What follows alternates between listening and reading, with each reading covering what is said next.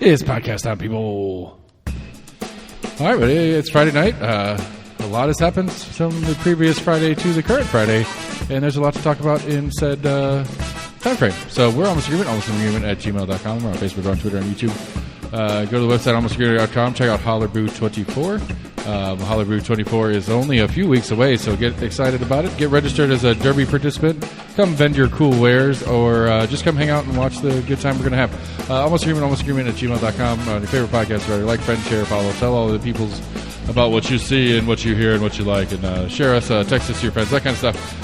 We're going to talk about all the different things that we want to talk about, and we're going to do a show when this intro does its thing.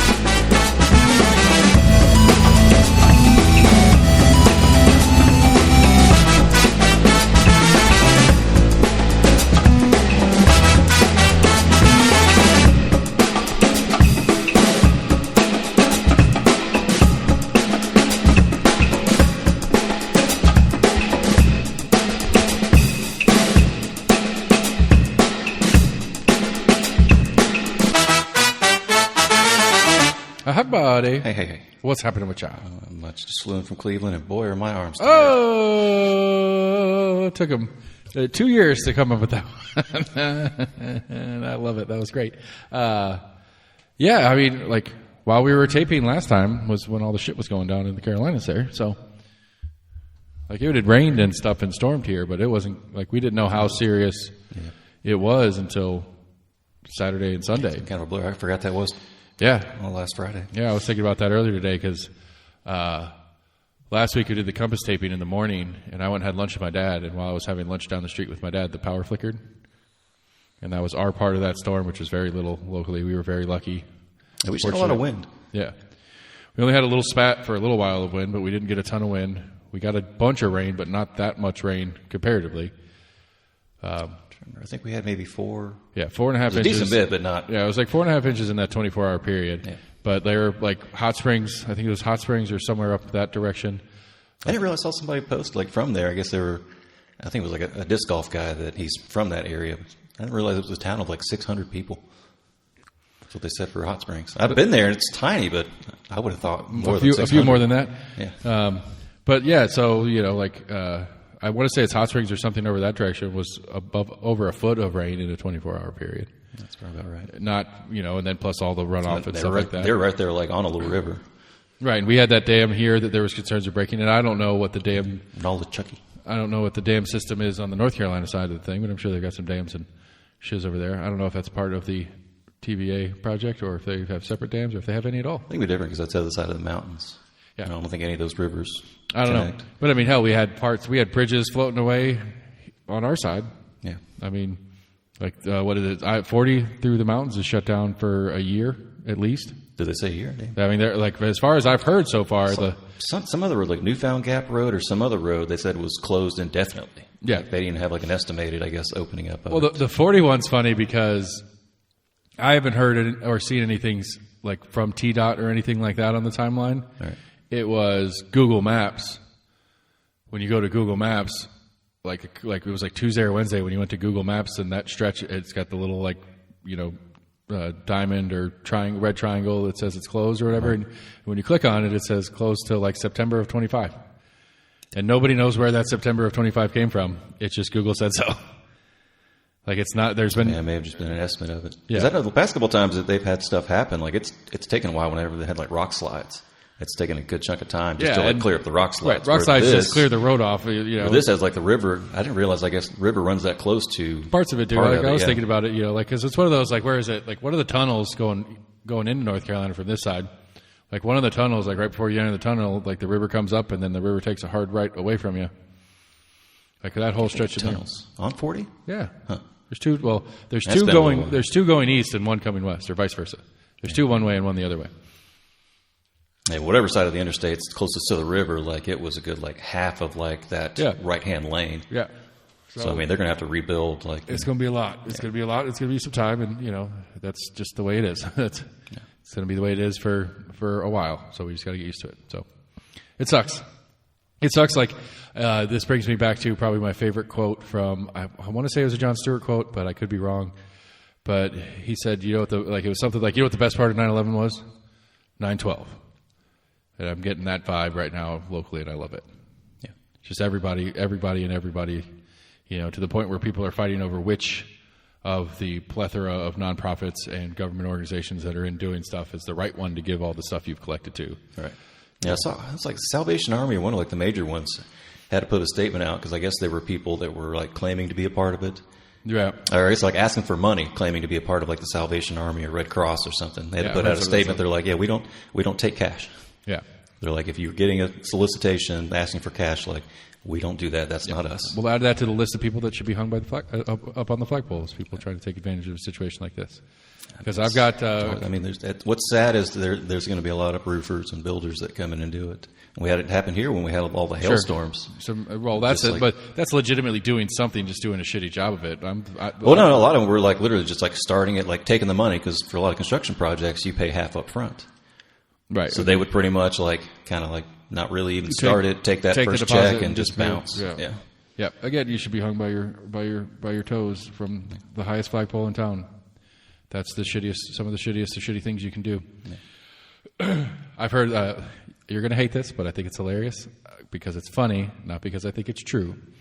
This guy floated this conspiracy theory on it that this was man-made because there's apparently, and this part's true. Apparently, it's like HAARP. What is? It's a government. Oh, the weather thing. Yeah. Oh, I don't know. Supposedly that's what was. Yeah. Sorry. And so apparently there is in the United States proper the largest and most productive lithium mine in the States is in Western North Carolina. I hadn't heard anything about that. I think I did see a little article. And then another one is it's quartz or silicon, something that's used in chips, in computer chips and stuff like that. Yeah. That it's the largest. It's the largest. It's the best. It's the largest of the top category of qualities of quartz mines in the nation, or maybe even in the world. I think even. I thought there was like a factory or something there. Maybe it's a factory. That's another crazy. Well, there's a factory that processes. There's a plastics factory. Is that the one you're talking about? That's a different story. No. Okay. No, this had to do with like technology and chips on the North Carolina side. Yeah, and so like the conspiracy is basically that like if you're living in Asheville, North Carolina, you probably can't even get flood insurance even if you wanted it. Right. And so this was a way for the mining companies to get these residents that were pitching a fit about these mines' intentions to expand out of the way. Well, they've had a couple rounds of like bad flooding in the past like 10, 15 years. Yeah. I don't know. Like, flood insurance is a weird one. Like, I don't know that. I don't think I have flood insurance. Doubt it. Yeah. I don't think. No, insurance don't even offer them if you're not in a floodplain. I don't know. There may be insurers that are like, sure, you want to pay us for it? Like, okay. Like $7 a month. It's super cheap. Right. You're never going to get to claim anything on it, but it's super cheap. Right. Maybe I should look into adding it. I'll pay that $7 a month if we get the 1 in 10,000 year action that just happened on this side. I don't know. I'm not sure. I need to get a good topographical map of our neighborhood to really look at it because I feel like we are significantly high enough above the river. You're on a hill supposedly. Yeah, somewhere. but it comes down, but that hill comes down in a gap into the river, so it's not like we have a hill on the other side that's going to hold the water in. Like we don't have a basin. I'm not in a basin area. I'm in a I'm like halfway down a small, very slow sloping hill that goes straight into the river, and the river would I want to say we're like.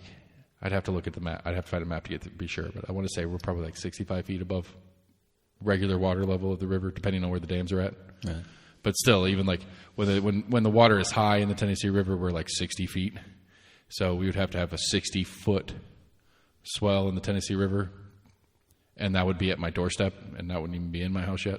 Not like these people that we've seen the videos of. There's a video of a guy who's on his second floor, and the water is up to the last step. Yeah. Like he's got a video like down his staircase and the water is all the way up his stairs. That would have to be like, almost 100 feet of water in Knoxville to get there. So anyway, but yeah, that was the conspiracy theory. That's the way to get these people off their land. Yeah, I think it was today or yesterday. Just when I thought like fucking MTG was like backing off a little bit. And she was like, yes, they are controlling the weather. Because there was also a part of that kind of like conspiracy and controlling the weather that it was aimed at specifically like just red counties, like going through Florida, Georgia, into North Carolina. Right. Like, which is they made it target just GOP areas. Which is obnoxious because Asheville proper was like Asheville proper was the third highest concentration of Democrats in the state of North Carolina. Right. I think I mentioned it. It was a few years ago. They had a local race or whatever to point out like the crazy fucking gerrymandered district that they had. Yeah. In the city. I mean, we've got it too. Like my District 18 race is right, one of them. There's you can find all sorts of districts that have the weirdest fucking shapes. I mean, some make sense and some don't. Yeah, it does. I mean, it does. It makes sense. They all make sense in process. In one party's mind. Right. In process, and the way the process works. It's a political process, and the party in power has the ability to adjust it as they see fit. Like, really, the only backstop against any, like, real bad gerrymandering is civil rights election law. Yeah. And that's literally just on a Democrat. Like, it's on, literally the only thing. It doesn't. Which takes a lot of time. I think Alabama just overturned one of their districts or upheld. Yeah, but, like, literally the only way, which I mean, I get it, but I like, the one clause in the Civil Rights Act on election stuff that always comes to conversation on these things is that you're obliged to have a majority-minority district. So you have to draw the lines in a way that one of the districts in that municipality, whatever it is, has to be majority-minority. And so, like, one is based on assumption that minorities are living together, which isn't untrue. It's fairly normal, naturally normal that minority groups tend to congregate in parts of towns for one reason or the other. But one, I mean, that's the thing about that particular clause that always kind of makes me giggle. Not that it's likely to ever happen, but what would happen if somehow, like, Knoxville's only like 16% black and like 12%, 10% now Hispanic. Like, we have a very low minority population anyway. But what would happen if, you know, that 26% of Knoxville was evenly spread out against all the districts in Knoxville? You couldn't make a majority-minority district possible. Like, it would be impossible to make. I'd have to read the writing on it because it sounds kind of weird to require at least one district be majority-minority. Yeah, well, at least right. It's just it's not required one district. It says that at least one district. That's what I said. At least one district. Right, but it can be more than like. Oh, right. But you know that would require that a larger percentage, like Memphis, probably has multiple majority-minority districts. Now, I guess does it work? No, it doesn't work at the inverse. That was going to be a bad joke. Okay. Like, is there a majority? Like, did they have to keep a majority white district in Memphis? That was the joke. I know that's not true. All right, these are the jokes, people. I'm sorry, I'm not that funny. And so, because that's one of the things going on with this city law that's about to come into the ballot item that for city voters that's coming up. Yeah. One of the concerns with the bullshit that the city's trying to keep in place is that if this new one goes into effect, which is functionally true, like, it comes down to it, like, District 2 in the city of Knoxville by far historically always has more voter turnout than any other district. Now, when we get rid of quote-unquote districts and go to the regions, which are the same exact lines, but everything is citywide, functionally, District 2 will have an outsized influence. Because if you're running for a city race, even if you're running for Region 1, because that's where you live, you still spend more time, energy, and effort in District 2 because there's more voters there. And so, like, it's not dissimilar to what the one county in Nebraska or whatever, or Kansas. One district in Nebraska. Yeah, the one it's district. pretty much just where the capital is. Right. But everybody's, like, you know, any presidential campaign skips all of Nebraska and Kansas and Oklahoma and except for that one district because it's actually has a chance of being important. And so it has that outsized influence on elections. Right. It's at least, I think the judge did come down to have it remain good as its own, like, little singular district. Yeah, it's only one electoral vote, which could come down to it. And in an election like this one, it can for sure. Right. And so, I think we're down to like 6 or 7 states basically that actually matter. Where like 90 to 95% of all, like, campaign funds are going into. To be fair, the fun part is that a couple of those states have changed at least. Like North Carolina is on the map, where it used to not to be on the map for. I mean, that's why they call them swing states for a reason. But North Carolina used to not be a swing state either at all. North Carolina used to be consistently red. Georgia is the same way, and both of them have become swing states where they weren't before. Florida, maybe past like 20 years, but not in the past like 3 or 4 years or anything. Florida is less of a swing state than it used to be. Florida's influence has gone down because it's become more consistently solidly red. But it's Michigan, Wisconsin, Pennsylvania, Nevada, Arizona, and so it's like and it is a glitch in the machine. Yeah, it's the byproduct of the Electoral College. Someone that was talking about Washington State and how it's usually kind of like a bellwether for how the presidential race goes, because I guess they've had some movement as well. I think Washington but Washington as a. Because I remember hearing something about that. Because I think Washington as a state, like demographically, comes out very similarly to like a national picture, and so you have like Seattle and what's the other one? Vancouver. In Washington, there's a Vancouver, Washington. Mm-hmm. I thought. I mean, they're right next to each other, pretty much. It's kind of like Kansas City, Missouri, and Kansas City, Kansas. It's kind of the same city, but anyway, it's in different municipalities. Yeah. Anyway, but there's only they're like almost half the population lives in the one or two major urban areas. Spokane, maybe. Olympia is the capital. Yeah. So anyway, the point is though, pretty much like east or the West Coast, almost at East Coast. Right, but like so that the population as a whole splits fairly similar to the U.S. population just inside the state. Right. Electorally at least. And so whatever happens in Washington seems to be a kind of a snapshot of what will eventually happen nationally. That's what I was saying. I'm agreeing with you. Oh, okay. I was just going into some of the reasons why I understand that to be true. I appreciate you giving it more the long form versus my version of it. I'm sorry. Are we in a hurry? No, I was literally being honest. I appreciate you.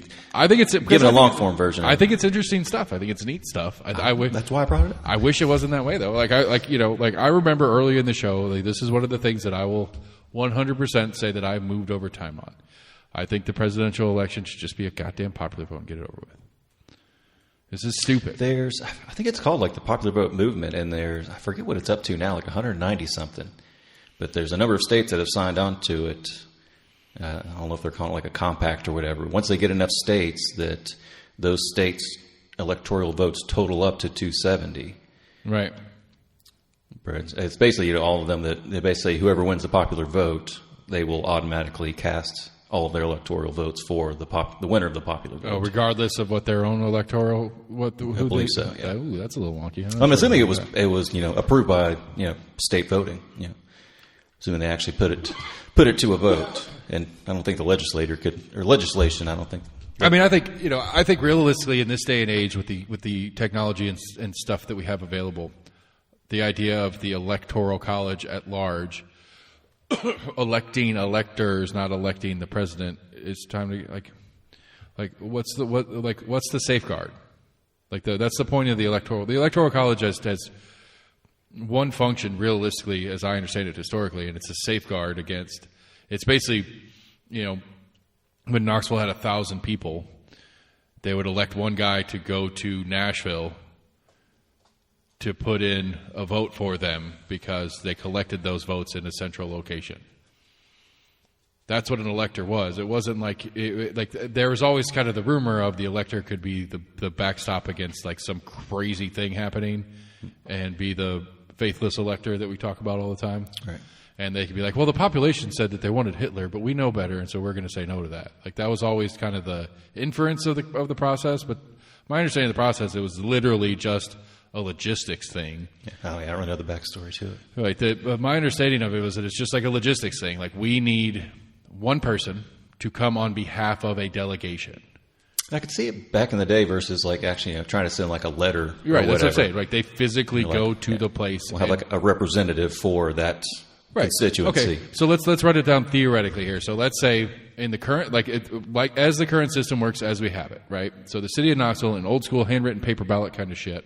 Like literal ballot box, you walk up and you drop the piece of paper in the ballot box, and the people pull them out at the end of the day and they count them up, and then they send Sam to Nashville to go say, hey, this these are district the is who we results. voted for. So, so they're voting for Sam to go on our behalf to vote for Right. Harry Truman, whatever fucking election we want. Like I'm trying to, Right. you know. We can do the current one. It's not. It's this year. It'll be Knox County delegation elects Sam to go vote for Trump, because that's what Knox County will end up doing. And so you get on your horse and you ride your happy ass to Nashville, and then all the people from around Tennessee that are in Nashville that got elected by their locals to come to Nashville to place their vote for him, they put those in a box, and then at the end of the day they count out the box and they say, okay, Tennessee has 37 votes for Trump and 30 votes for Harris. Tennessee is voting for Trump. Right. So then a person gets on their fucking horse, rides to D.C., it says Tennessee votes for Trump.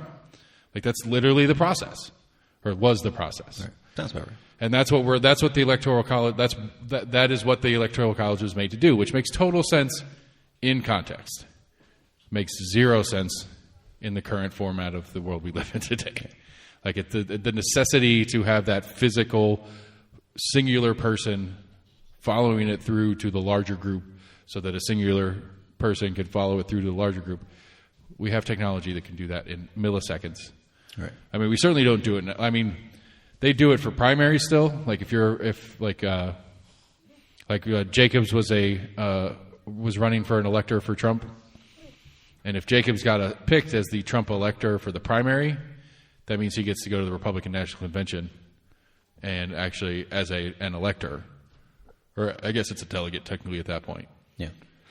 But that means you get to go on behalf of, and then when they do their little voting things and their little dog and pony show that they do, you know, Jacobs got to go up and be like, I've been chosen to vote for Donald Trump for president for the Republicans.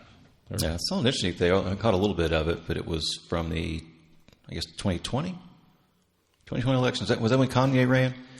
But it was somebody in like Colorado that was a Kanye elector. Good. And it was like talking, and it was complaining at one point. He's like, I haven't heard from like anybody in the campaign. Like Kanye hasn't called me. Like Kim hasn't called me. And it kind of just like felt like he was like left out in the wind. Well, I don't know. Yeah. That was fun for what it was, I guess. Yeah, I mean, don't know. Got a good chunk of votes in There's our state. There's Not no more though. There's a Senate seat in Nebraska. I think it's Nebraska, since we're talking about Nebraska. Maybe Kansas. Which it's one of those Midwest states that's like hard red states, and it's always going to be a hard red state. And they were like the Democrats just said, we're not even going to bother running anybody. And so this guy's running as a populist independent. It's very interesting. It's a very interesting race because he's doing well in the polling. I hadn't heard about that. Yeah, it's because basically he's running as like he's really like he's a right of center candidate, like functionally, but he's a close to center right of center candidate. Where it's the same thing we get around here in the very red districts here. When it comes to primaries, the further right candidate tends to win the primary. And so if the Republican's going to win the seat, whoever wins the primary wins the seat. And if the further right candidates are the ones more likely to win the primary, then the further right candidates are more likely to take the seat. And so, the near center right candidates really have no shot in a district that is strongly red. Yeah. Like realistically, like if I had like as far as remaining on the GOP ticket, right? So like somebody like me who is probably technically right of center and would probably be more generally referred to as a Republican when it really came down to it. If I had to get real specific on picking A or B, I would say that I'm a very center right leaning person, I guess. And if I was going to try to primary Marcia for that Senate seat, I have no shot in hell. Now I could run as an independent for it and at least get on the general against her. And if the populace, it's probably not an impossible bet. The populace of Tennessee, by polling, seems to be more center right than Marcia is. And so, like as far as truly representative of the population, I, as a near center right candidate, would have a shot if I have the backing to get the money and the energy and effort out there that people get to know me as a candidate to run as an independent, because they're sure as shit not going to vote for me around here if I'm a D. And so that's the bet that this guy made, and so far it seems like he might have a shot. It'll be real interesting because that'll put, I don't know if old Bernie Sanders is on the ballot this year, and if he's going to retire at some point. Sure. But that'll give us a second independent in the Senate. Cinema went independent. She's gone though. She's not coming. That's right. Yeah, I don't think she's running again. She's Right. right. Manchin went independent, but I don't know if he's running again either. I don't think for Senate. I think at one point there was three. There was Bernie, Cinema, and Manchin. Right. At one point. Right, but it'll be right. But what is it? Manchin was technically Republican when he got there, and then switched to Democrat.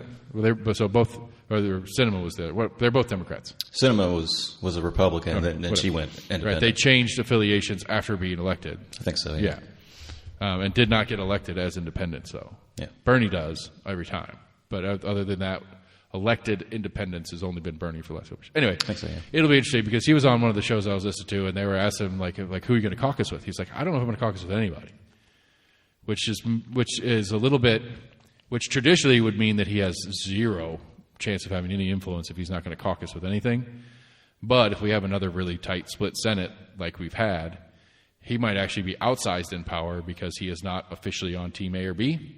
I'm caucusing of other senators on up for re-election? Okay. No, like once elected, if elected, who would you caucus with? Oh, okay.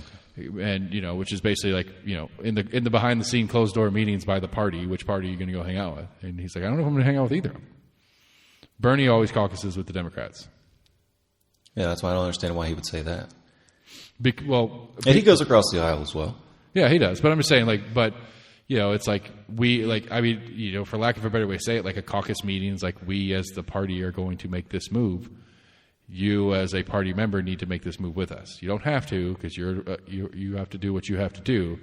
But here's why, and then here's all the other things that we have on the side that we might offer you to get you to get on board if we have to actually, play the tit for tat game or whatever it's called. Yeah. But if you're him and you don't caucus with anybody, and we have a 49-50 Senate, with whoever has the 49 also being the vice president, so it's sort of a 50-50 Senate, and you're the one independent, that everybody's coming to you for the tiebreaker. Sure. Or to force the tiebreaker, because the Republic, okay, so let's say Trump wins and Vance is the president of the Senate, right? Mm-hmm. And there's 49 Republicans in the Senate, 50 Democrats, and this one guy. The Republicans are going after him to get it to a tie so that Vance can break the tie in their favor. Yeah. The Democrats are going after him to keep it from getting to a tie so their thing wins. Yeah. And so he will have an outsized amount of power by not picking a team in that scenario. And he has the independence to go back and forth on what he actually might feel is the right thing to do instead of what the party tells him to do. Right. I'm excited about it. I think it'll be cool. It'll be interesting to see. Because he's not because Bernie to me, and I like Bernie for a lot of reasons. I don't like him for a lot of reasons. But Bernie is he's a progressive dude. And that's left of left. So of course you're going to caucus with the Democrats. Why wouldn't you caucus with the Democrats? They're not progressive enough to, if anything, you're mad at the Democrats for not being more active and more progressive. You certainly don't want to push anything conservative. Outside of his Medicare for all, what else do you think he's pushing for that's that much further to the left that the Democrats don't want to do? I mean, was he not was he not the kind of leader of the Democratic Socialist movement here? Here where? Wasn't that his thing as a? He calls himself a Democratic Socialist or whatever. Okay, and so I would say that I'm asking for legislation. If you're I don't know his legislative record. That's why I was just trying to ask why you think he is that much further left, and is advocating for things that the rest of the Democratic Party doesn't want to do. That's what I was trying to ask if you knew of anything that. He's trying to get done on the progressive end of the left, and I don't know. The rest of the Democrats don't want to do. Other than Medicare for all or whatever that you just referenced, I don't know a specific off the top of my head. Okay. I don't think he's that far. He considers himself progressive, but I don't consider himself on the far end of the he doesn't vote the quote-unquote left spectrum. He doesn't withhold his vote on a progressive stance by any stretch, but neither have the other quote real progressives in the House that much either. Yeah. When push comes to shove, they will vote with the Democrats. Because at the end of the day, what the Democrats are asking for is closer to what they're asking for than not. And so, it's a step in their direction, so they might as well take it instead of saying, well, it's not enough of a step, so fuck you guys. Maybe. Oh. That's always been my kind of take on the progressive, the little progressive caucus with AOC and them. I think AOC got kicked out, though. of the squad or whatever. Yeah, I don't know what's going on with that. I don't pay attention. I've tried not to pay attention to that stuff. I haven't heard much about them. I don't really think they're considered. I mean, you hear more about the Freedom Caucus than I hear about the squad. Or I know Ilhan Omar's gotten a bunch of shit recently because of her Israel stance. I saw something like CNN had misquoted her or was like put out a false story about her, but I didn't really follow and look into the details of it. Yeah, I don't. Yeah, it's too much. Yeah, everybody's got their crazy flagpole that they run up every once in a while, and we got Marjorie and whoever. Like, it depends. Yeah, and everybody's got somebody on their team that the media likes to crucify for being crazy. Maybe that's a good way to put it. And it may not be the same person every time. You got to spread it around a little bit. It moves around, right. Yeah. So speaking of foreign affairs a little bit, you sent me that link to that Rogan episode. Yeah. With that Ukraine guy. Mm-hmm. I was a little He's confused. Not a Ukraine guy. The guy that has information or has knowledge on what's going on in Ukraine? He went over a bunch of stuff. Okay. But yeah. I was assuming, like, I just started listening. I didn't listen to the whole thing. Was there some other... I think they start off on Ukraine. Like, it was right off the bat. Like, literally, hey, welcome. Let's talk about Ukraine. Like, that was literally... that's Rogan. Yeah. But that's which is fine. I'm just saying, like, I was assuming that's why you sent it to me. What was there... I didn't listen to the whole episode. I got like 30, I encourage you to listen to the minutes whole episode. Okay. Was there No, it's really interesting. Yeah, he talks about, like, China. He talks about the U.S. Gotcha. Okay. Well, then he goes over a whole bunch of, like, geopolitics. They start talking about nuclear, and he had some pretty good points on it. I did hear something today on nuclear. You were talking a couple weeks ago. 3 Mile Island's reopening. I saw something about it. They were talking about restarting one of the reactors. Apparently, it's only for a Microsoft server bank that's going in. Is it? Okay. Like, it's literally just going to power this AI. I was just surprised to hear about it. I was like, I don't really know what we did with 3 Mile Island after. Because I think it came close to a meltdown. I don't know if it actually had a meltdown. Yeah, and so I'm curious. Like, I questioned the source on this, but it was interesting. I need to do some backup research on it. I don't know that any of this is true, but the way that this guy presented it was that they're restarting part of 3 Mile Island in order to produce enough power for an AI server bank. It was I think it was for Microsoft, but it's one of the big tech companies. It's in New York, right? Yeah. Okay. One of the big tech companies' server bank. Is going to, like, literally that's all this thing's going to do. And his take on it was that the current AI one of the current AIs that they put out, one of the first things they did with it as a function was to teach it how to comb through the paperwork required to put the application in with the Department of Energy to get approval. Seriously. To get this thing on. I was like, that seems a little far-fetched, but I don't know. AI is scary to me. We've talked about it. Like, I think there's capable. Templates out there for a lot of, like, legal documents. You can go and for like $5 or whatever, you can print out like a form basically, right, and fill in the blanks. Right. So if you're just teaching the AI to fill in the blanks and it's a 2,000-page document and it just has to go through and fill all the blanks out, it should be able to kick that out pretty quick. I guess. I would like to think that you would have to put a disclaimer on your application. AI did it? Nobody actually wrote this. We didn't proofread it. Let us know if you see any errors. Yeah. Please don't just automatically rubber stamp it declined. We'll submit another one, if we need to. Yeah, but I don't know. We're trying to see if you guys would take, us not having to spend any time on us having to do it. I have no idea what it says we're willing to do to get this off, but here we go. Right. So the one thing in nuclear that he kind of talked about, he was like, even if we started building one right now, and he was like, without any kind of regulations, you're looking at 7 years to get a new nuclear facility. And I think it's more like the standard one. Right. They didn't talk about the new little mini ones like we're getting here? No, because I think Oak Ridge is like just now starting to build one. I think they're one of the models. They may be trying a couple in other areas. Right. But even then, that's probably going to take a little while to build and then test, and even before you even come up with a model to then have it made at however many factories or whatever. Right. But he was saying another part of that as well. I guess they were looking at like the cleaning of it, or the processing of the fuel or whatever. Essentially, you create plutonium. So he was like, we would have to have like a hardcore network, basically like a civilian network almost, if you're going to have that many small reactors. Because essentially, I guess, once you split or make it, you're essentially making, pure plutonium. So we'd have to have a way to kind of collect all of that and store it somewhere. It's weapons-grade plutonium at that point. Right, because that's the thing that everybody's concerned about in the Iranian nuclear process, because once you start...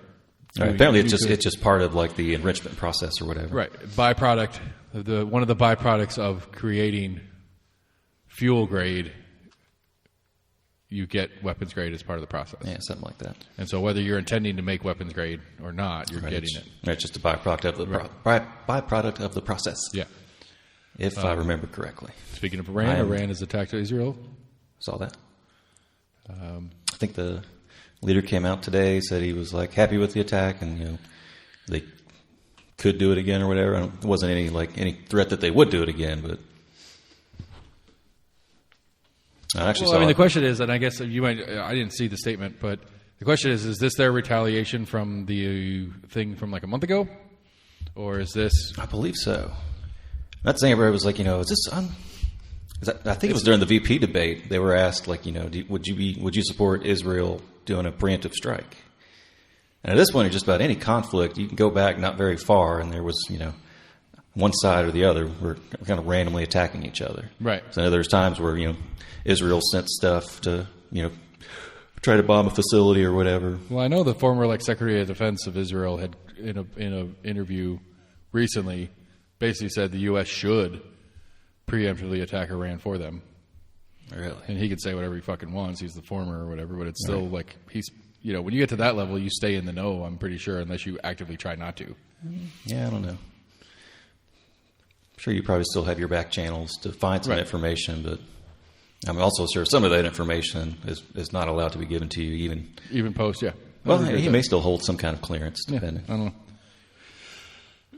I did see an interesting thing on that. It was basically kind of like laying out the logistics of what it would take for Israel to try to bomb. Because you look at it, it's fucking huge on a map. Yeah, Iran's big. And then Iraq is in between, I believe, or kind of part of it. Yeah. So I think they were saying, if Israel wanted to attack, I guess, their nuclear facilities or a major city, they would have to fly through Iraq, which they can't really do. They may be able to get through a little bit, I guess, if it was like a Kurdish-held area, and the Kurds, and they thought the Kurds would be okay with it, but essentially you're violating, another country, airspace. Yeah. And it was pointing out that Israel only has a handful of refueling tanks. They've got F-16s or whatever they can use, but as far as flying there, it would take a lot of refueling, and they don't have that many refueling tankers. I kind of laid out some the groundwork of it, and I was like, okay, that's actually not very. That'd be actually hard. He's like, it's not impossible, but it's going to be hard for Israel to do it. And and to be fair to Israel in the conversation is Iran doesn't need to do any of that. They have enough ballistic missiles that they can just fire missiles from Iran proper and get there. They don't have to worry about flying and refueling planes and messing with all that crap. Yeah. They can just launch a bunch of missiles and see what hits and what the Iron Dome actually is capable of stopping, which they've already tested a couple of times now and have proven that it's not as impenetrable as they were sold it to be. I would assume Iran's probably more happier to have kind of a proxy in it. Sure. I don't know. I mean, I think, I don't know. I don't know. The question is, the question at base is does Iran really give a shit if Israel isn't being hostile? Does Iran functionally care for its own ends? Does it have any, because Iran's a pariah state, at least in the Western view anyway. Yeah. And maybe they hate Israel for being part of the Western view. But other than that, does Iran have anything specific? I understand that Hezbollah and Hamas, in their charters, we will destroy Israel as part of our charter. I don't know that Iran is explicitly anti-Israel as a nation. Yeah, I'm not really sure. I think, if anything... supposedly, fund is Hamas and Hezbollah. Right. But because I think this goes off the Ukraine conversation that Rogan thing was talking about too. Is it is a strategic defensive value for them as Iran to have basically buffer zones of other nations and proxy militias to have a literal physical gap between them and an enemy. Yeah. I like that he pointed that out. And I also kind of pointed out that he was but what would it take for them to feel safe? He was like, you're talking about and you named them off 15 different countries. Right. That we would then have to back off of and not have like anything there for Russia to quote unquote feel safe. Right. I mean, the demographic thing I think was the most interesting part of it to me. I've heard him talk about that before, as far as like them not having much farmland. Is that what you're talking about? No, I meant more like the population issues that they're having. Oh yeah. You know, like, I mean, literally. So I mean, like, you got to think. So like, since the fall of the Soviet Union, we were 10, 8, something like that. Yeah. You know, so like that was already a stunted generation. So the kids that were, you know, 30-year-olds there now, which is like, you know, the tail end of prime fighting age and shit like that. Mm-hmm. That was a stunted generation, because that was, you know, that, like, I'm sure like the birth rates were down then because of everything that was going on as the Soviet Union fell apart. So you had a low birth rate period there, and so your current population of fighting age. Well, that and their actual like breakup of the Soviet Union, they literally lost, you know, territory and, you know, quote unquote citizens. Yeah. You know, and so you take those two combined, like the actual functional number now a generation later, you know, like in the next 10, 15 years, because I think they're below replacement rate, is what he was saying on their birth rates. Yeah. I mean, there's a lot of, I mean, it's been talked about with a lot of countries. I mean, it's something that we're running into. Japan, I think, has had that issue for a little while. And Germany, you know, talk about as far as kind of like major economic countries or whatever. Right. And so your economy it struggles to exist in and of itself. And you have not a significant. You don't have enough real farmland to really get through to the population you have, and so you need more people and land. The only way you can really do anything about that is to take it. Yeah. You know, it's not an excuse or permission to do so, but because I think that was the main takeaway. It's kind of their reasoning. His point. Well, his point was like his I guess like overarching point is like this was inevitable. Anybody who's been paying attention for a period of time knew this was going to happen. Right. When and how was the question, and now that it's happened. Because something I think like it kind of goes into, you know, had to depend on like how their economy was at that time. You know, right. it would have to start falling off for them, I guess, to have that pressure to, right, you know, start doing stuff. Right. So, right, and so then the follow up is, and I guess, and maybe, you know, and if this is true, I'm a little less, but I'm angry about something different, but I'm a little less upset. If it's true that the premise is this is how you let them burn themselves out as a nation state, instead of having to go and destroy them directly, which would then bring in nuclear weapons and shit like that. Like, this is a way to let them burn out, because they. I don't know if he really kind of said that. Because like basically the way I took it is he was saying that like Russia is a dying nation. Period. Full stop. They don't have enough. They don't have the ability, with the resources and stuff that they have, to have a good, strong economy within their own borders. They don't have the population to do the things they need to do to make a functional, strong economy. They can't get enough people. They can't do this, that, and the other.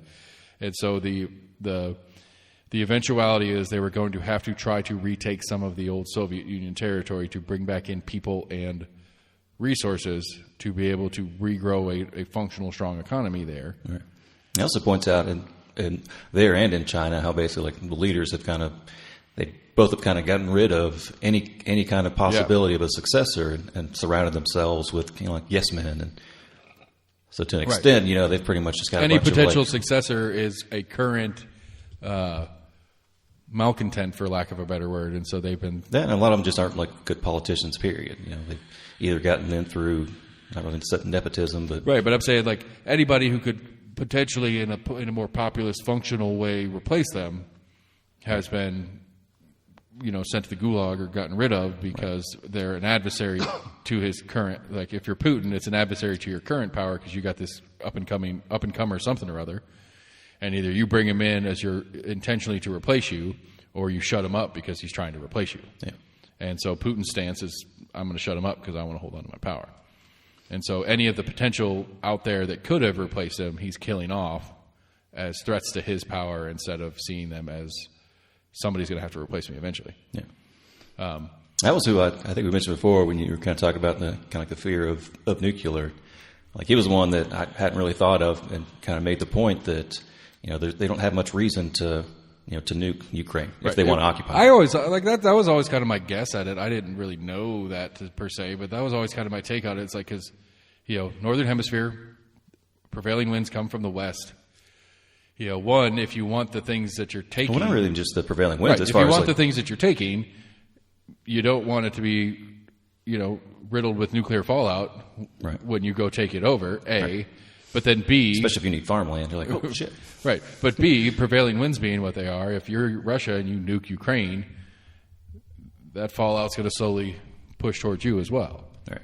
So it's a lose-lose if you were to nuke Ukraine. That's not what scares me about it. What scares me about it is the existential threat that Russia feels right now. Gives them permission to themselves to use their nuclear weapons, and they're not going to use them on Ukraine. They're going to use them on. I don't know if you heard the point where he was talking about it, and kind of that thought was like he's like, we tell Putin like all the time, like we know where he is, like it's risky for him to. Yeah, that was an interesting. They're like we know where you are, right, and we can prove it. And that was we can like. Remember when you met with dude the other day and you said this to him? Yeah, we know. Yeah, but all right. So I'll try to go back and listen to that later on this week. He goes into he talks about like the U.S. And it actually kind of gave me a little bit of hope for the U.S. And he was saying how strong our kind of economy was, and with our ties with Mexico and Canada.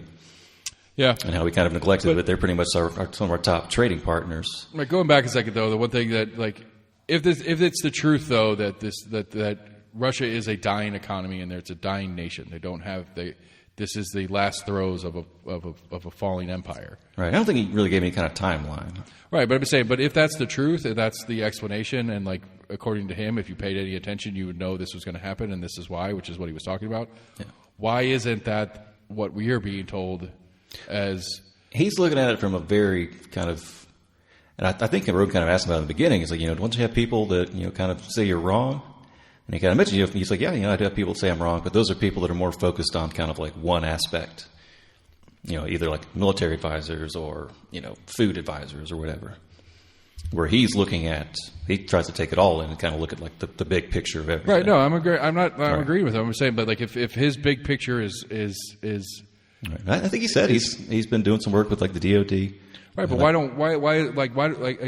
I love Rogan. You could say that about any kind of information. Why don't people know about this? There's a plethora of information out there, and there's just so little time and space to disseminate it. Okay, but why? Okay, you're right. I get your sentiment.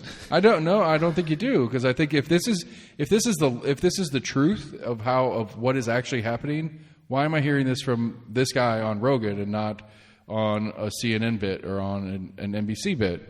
Why isn't that how it's talked about? I've never heard it talked about the way this guy talked about it from anywhere. It's always been aggressive Putin, evil, just wants to take over and rebuild the old Soviet Union. No whys, I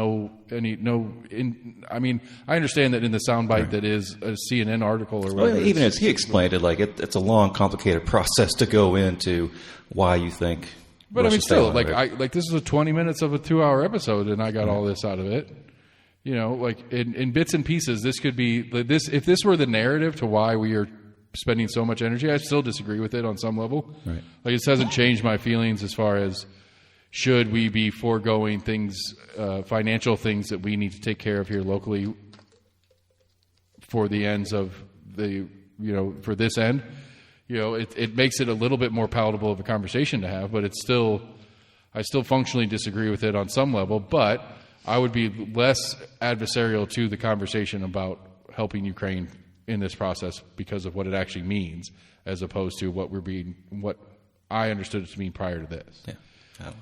Yeah. I would I still don't like it. I still don't think we should be spending this amount of money on this kind of process or something like that. But it does make sense. If this is truly the eventuality in the geopolitical game that is Russia in the history of the world kind of thing. I don't know if he said it was inevitable. I think it's kind of like the writing on the wall. It looks like it's leaning towards that, or right.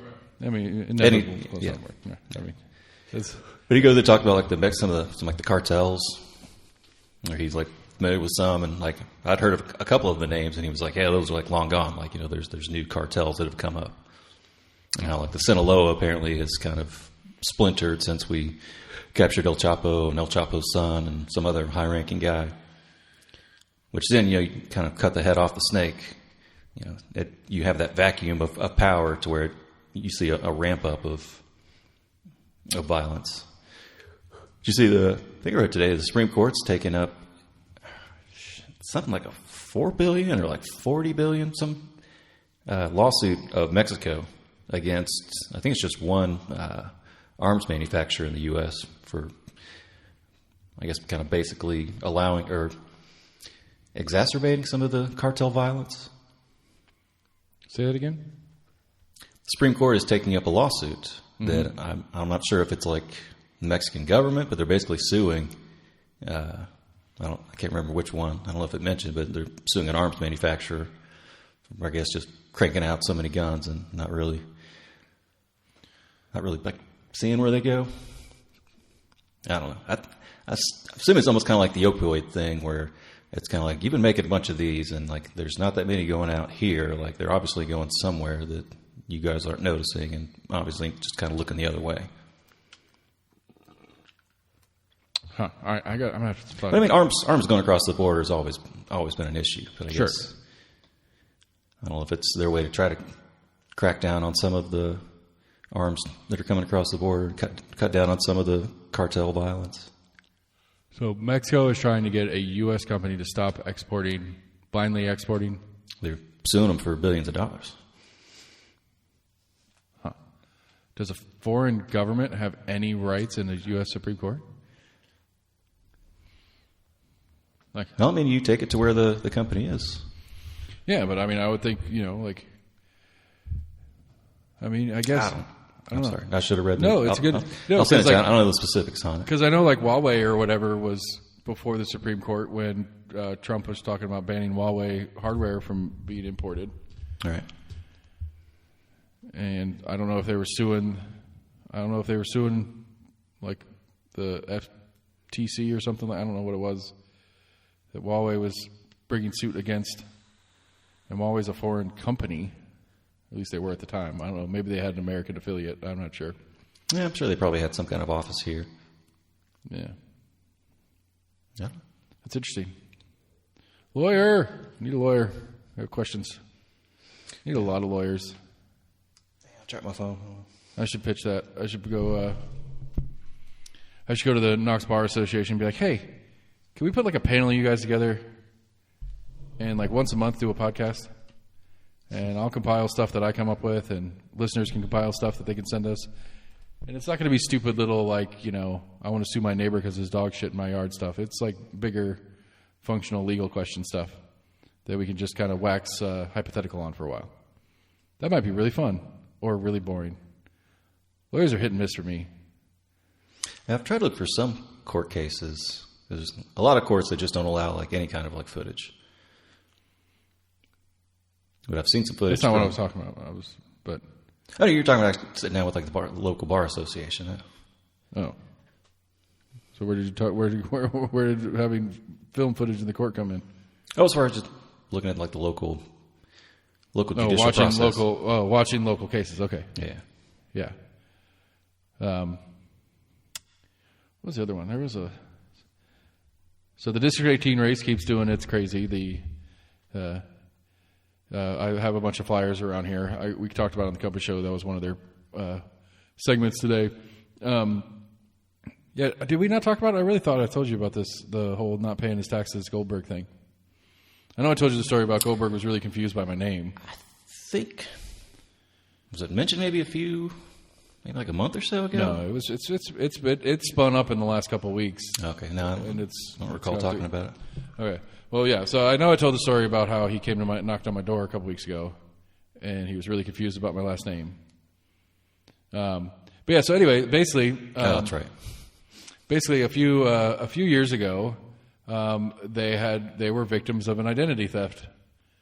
And in all the trying to get all their information secured and bank accounts updated and all that kind of different stuff, they didn't pay their property tax. And then a couple months later, the trustee's office or whatever sent them a notification saying, hey, you didn't pay your property taxes. Yeah. To which they went down to the trustee's office and said, hey, man, this is what happened. To which the trustee said, that sucks. You don't have a penalty. You just go ahead and pay your property taxes and we're square. Gotcha. That's been confirmed, I guess. Yeah, that's the entire story. Yeah. That is the entire story. Right. But like functionally, technically, on paper, he was late. Yeah. he was late paying his taxes one time. Yeah. and so like that's how one little nugget of truth can be expanded. The state caucus is running with this. I mean, what it says, like, you know, and Goldberg for his end of it, he is not a political animal until now. And so like I can understand the premise of, you know, you get into this thing and people are like, because apparently his wife runs the finances of the house, and so he took that as, you know, them attacking his wife, which is not inaccurate, I suppose. You know, and so he took exception to it instead of taking comfort in the idea that this is the best they can fucking do on you, buddy. That's pretty impressive. Yeah. You know, that's all you got. You moved to Knoxville to swim at UT, and you were a national championship level swimmer in collegiate sports. You went to an Olympics. I think you went to an Olympics as a swimmer. Wow. Or some national or some world championship something as a swimmer. I don't remember what exactly it was. Yeah. And decided to stay in Knoxville after he got out of college. And unfortunately for his campaign, he is a franchise owner of a Balfour. You know what Balfour does? Yeah. Not the rings people. Oh, okay, I was about to say, yeah. That's the only way I know. Balfour does right. Balfour does like your class ring stuff. Like I think it's called Balfour. They do emergency restoration services. Okay. So like when your house catches fire, but they put it out, and so there's enough house left that it's worth salvaging. They're the ones that'll come in and rip out all the damaged stuff, and then they'll bring then they'll coordinate with contractors to come redo the flooring and the drywall stuff. But like they're a home restoration company, and so he's probably pretty busy right now with work, considering what's just happened, and he's still got to try to run a campaign for it. So, but that's the totality of his backstory that I've heard. Like I said, I met him one day on my front porch. And I did invite him to come on. I haven't emailed him yet to try to see what his schedule's like to get him on here. I need to do it sooner than later because we're running out of time. That was the guy that couldn't read your business card. Well, he was just confused on. He was confused that he thought I was a barber, which I am a barber because my middle initial is A. And so he thought that I was a person whom does hair services and shaving and stuff like that. And so he said, where do you go to barber school? I was like, I didn't. But you're a barber, right? Yes. And so, yeah. So Goldberg, when you come on the show, I will be making fun of you for being confused about my last name. So I was like, you better go check on me. I might have heat stroke. I mean, it's just, you know, like, I don't know. I get it. Like, I mean, I get where the mistake was made on his part. I understand it. Like, it totally makes sense. But it's also kind of like, you know, I don't know. Like, it was just kind of fun, I guess. And so it's like, but I mean, it's like it's a very American thing, is the occupational last name. I mean, or maybe it's a very English. For some, it's a very English thing, I suppose.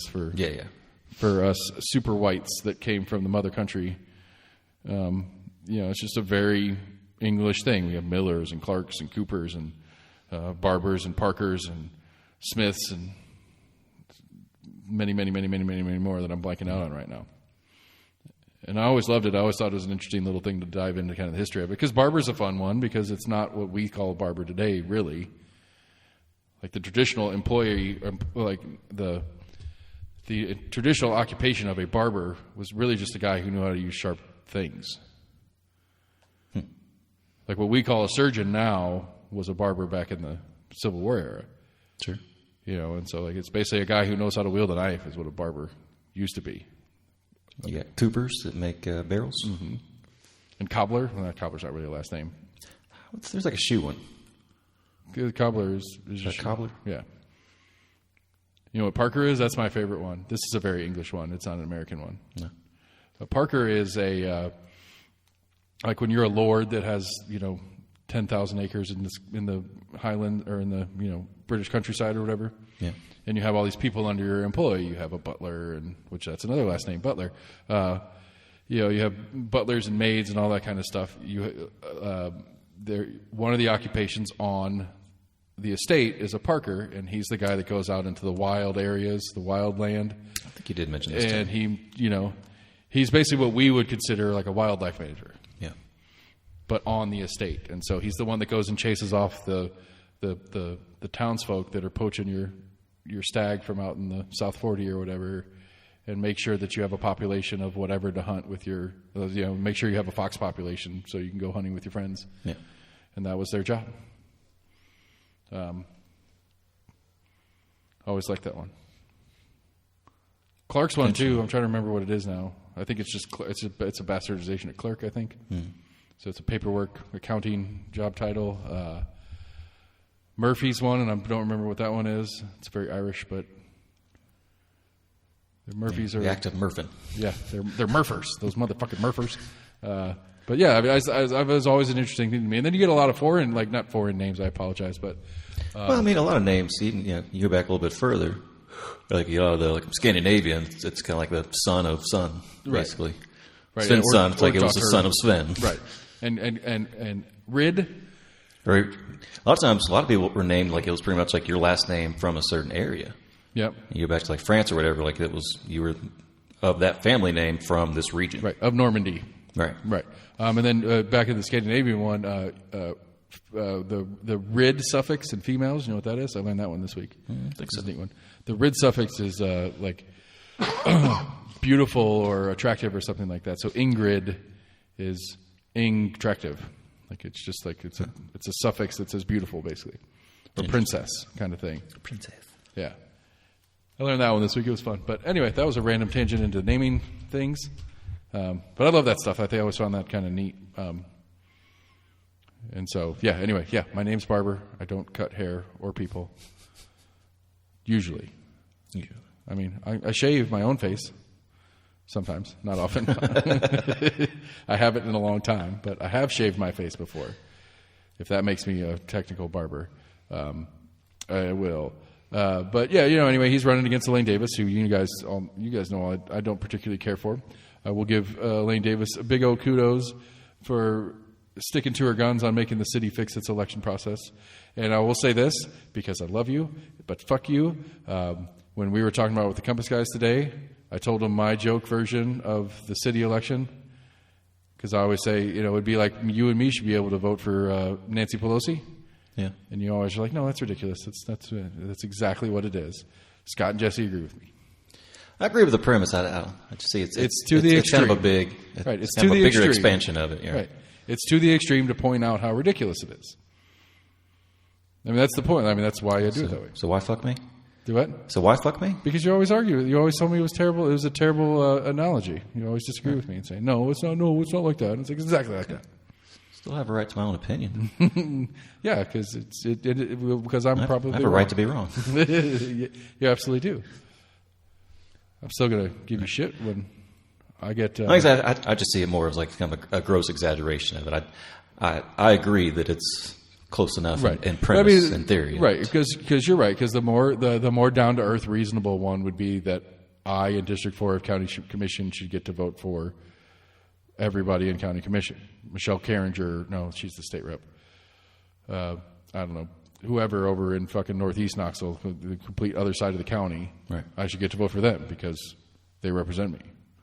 Or I should get to vote for who's the spiky hair guy that we make fun of all the time. No, Lamberth. Yeah, I should be able to vote in Lamberth's election because he represents me. Right, he's doing stuff at the state level. Yeah. Do what? He's doing stuff at the state level that affects me, and so I should get to vote for him. But yeah, anyway, so that thing's on the ballot, and my favorite, keeping on Elaine Davis thing right now is like my favorite thing I've seen so far driving around town when we look at signs is there are a bunch of yard signs out in my neighborhood, not my neighborhood proper, but my end of town, which is District 18, that's got Elaine Davis yard signs and a city council movement yard sign that says no on item 2, because item 2 is the one on the charter amendment change for the city to go to this new weird regional at-large race thing that they were talking about. And so it's literally Amelia Parker, who is the most progressive member of the city council. It's the city council movement, which is a far left progressive city political party, and Elaine Davis yard signs in the same yard. And it's just this one particular issue has made some wonderfully strange bedfellows. And we talked about it before. I mean, both parties agree on a lot more things than they disagree on. Right. We just like to dig in on the things we don't disagree on. Sure. But I mean, I think this one in particular is like I really don't think anybody,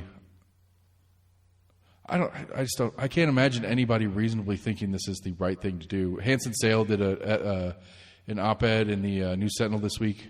I don't know, it doesn't matter. He did an op-ed and he's like, look, if you want this in the city, because the city has more Democrats and it's a more left-leaning body, as the city council, like if this is something you think you want, what would you do if county commission tried to do the inverse for county? And if you pay any attention to local politics and you're a left-leaning person, you would lose your fucking mind if the county did the same thing as what the city is trying to do. Yeah. Because it would make the entire county, there would be 0 Democrats on county commission. Most likely, or very probably. Yeah, the last time you had a Democrat win a countywide election, I don't know. It's been a while.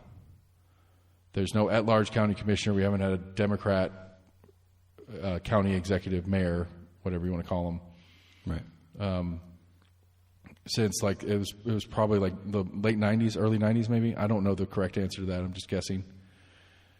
But so if you're a Democrat in the city of Knoxville and you like this, but you wouldn't like the county doing that, it's the same thing. Okay, it's the same thing. I'm not sure who was before Ash, but I know Ash was in the GOP. But Ash is the city. That's right. He was the city mayor. Right. Yeah. But it's the same thing, Matt. When we first got going and I was really on that Metro kick, it's the same thing a lot of the Democrats said to me back then.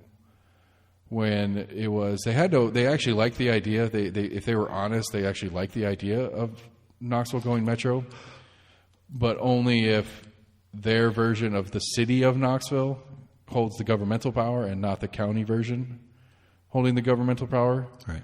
And so it's like, okay, so it's not about me, the electorate, or anything like that. It's literally about which party has control.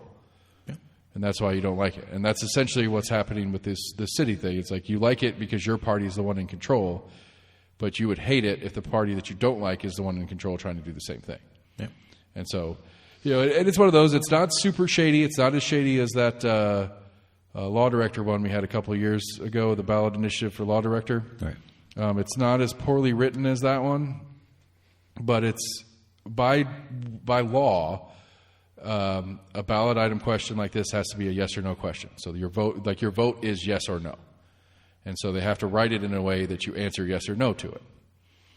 And so you don't, but since the way this all shook down, no doesn't mean stays the same, because no can't stay the same because of state law. Right. But the question only asks, do you want to do a regional? Do you want to do an all at large regional residency city council races? Do you agree that there should not be? Right. And so it's like, well, yes, I want to be able to vote for my city councilors. Like I don't know what no mean. Like if you don't do your research, you don't know what no means to this question. Anyway, we've talked about the law director going into it, and I remember I reread it in person a good 3 or 4 times and still wasn't sure. Yeah, I think you said you said you went and voted because that was a presidential. You did vote in that one. Yeah. Right. If I recall correctly, you came in afterwards and I asked you about it, and you said, I'm not sure which way I voted. You voted no, which was yes. I think so. Yeah, and I remember we talked about it afterwards. I was like, yeah, you did it wrong. Yeah. But it's kind of proves the point that even with a little bit of knowledge of what it was supposed to be, I was still like, huh? Wait, what? Right, and apparently the other thing as well is that why this would be a fun question to try to find the answer to, but generally speaking, ballot initiatives pass yes. Like statistically speaking, over time, the yes answer wins more times than not. Well, I wonder if more often than not you're kind of like adding things, and most people are like, yeah, we want to add this. You say, we want to add voting or whatever. Well, I mean, this one certainly reads like you're getting more options to vote for. And so, yeah, I want to vote for more people. Sure. Right. But again, I don't know what no means. And that's, I think, part of the problem with this one particularly is like you don't know what no means if you don't know what no means. Sure. All you know is that yes means the city will have all at-large races. And, well, like if you didn't, you just don't know means I don't, it's crazy. Anyway, and then the ballot question number 1 is the one about moving District 5 from the mayoral race year to the non-mayoral race year. Which, I don't care. I don't say that's a big deal. Shouldn't be. Because you have, like, because right now we have 6 districted seats and 3 at-larges in the city council. The 3 at-larges, the mayor, and would it equal out the numbers as far as voting on the off cycle? Right now, is it lopsided? Okay. Right now, it's 5 and 5, because you have the 5 city council seats. So it's going to be 6-4 if they move one. Yes. Okay. But it will be 6 if no passes. It will be 6 district races. Period. And so you'll actually only go and vote for one person in a race.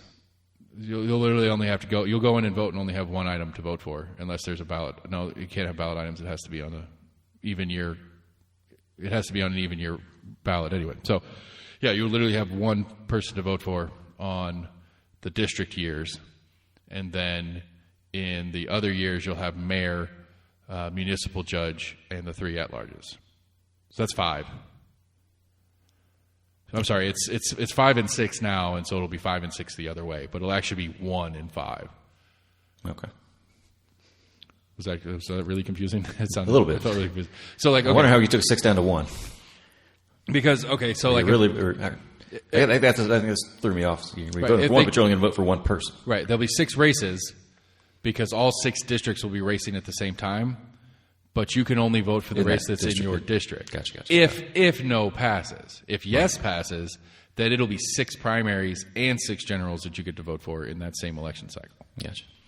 So you'd have 6 and 5 or 5 and 6 if one says yes or no. So, city people, do your math. I don't really. The district, like, I don't know. It seems kind of weird. Like, because I think the other part of it too is like, if you take out the other races and it's just the city council part, you have the 3 at-larges and 1 regular, and which means every 2 years you're not flopping you're flopping a significant number, but not most of.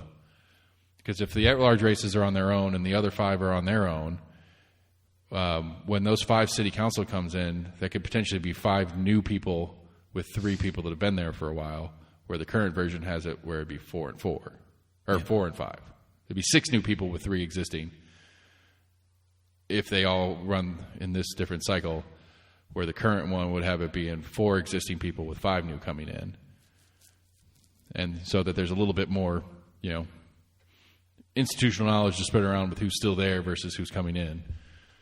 Because there's a number, like I think next year, I think Roberto's termed out, Lauren Ryder's termed out, Tommy Smith is termed out, Gwen McKenzie is termed out. I think 4 or 5, or maybe all 5 of the races next year are termed candidates. So it might be Janet. I think it's not Janet. She already quit. Lynn Fugate, I think, is the other one. And I think all 5 of them will be turned out on the next cycle, which Tommy's running for city mayor. We already know that one. Wonder if India's got any future plans. I don't know if she's talked about it. I don't see too many.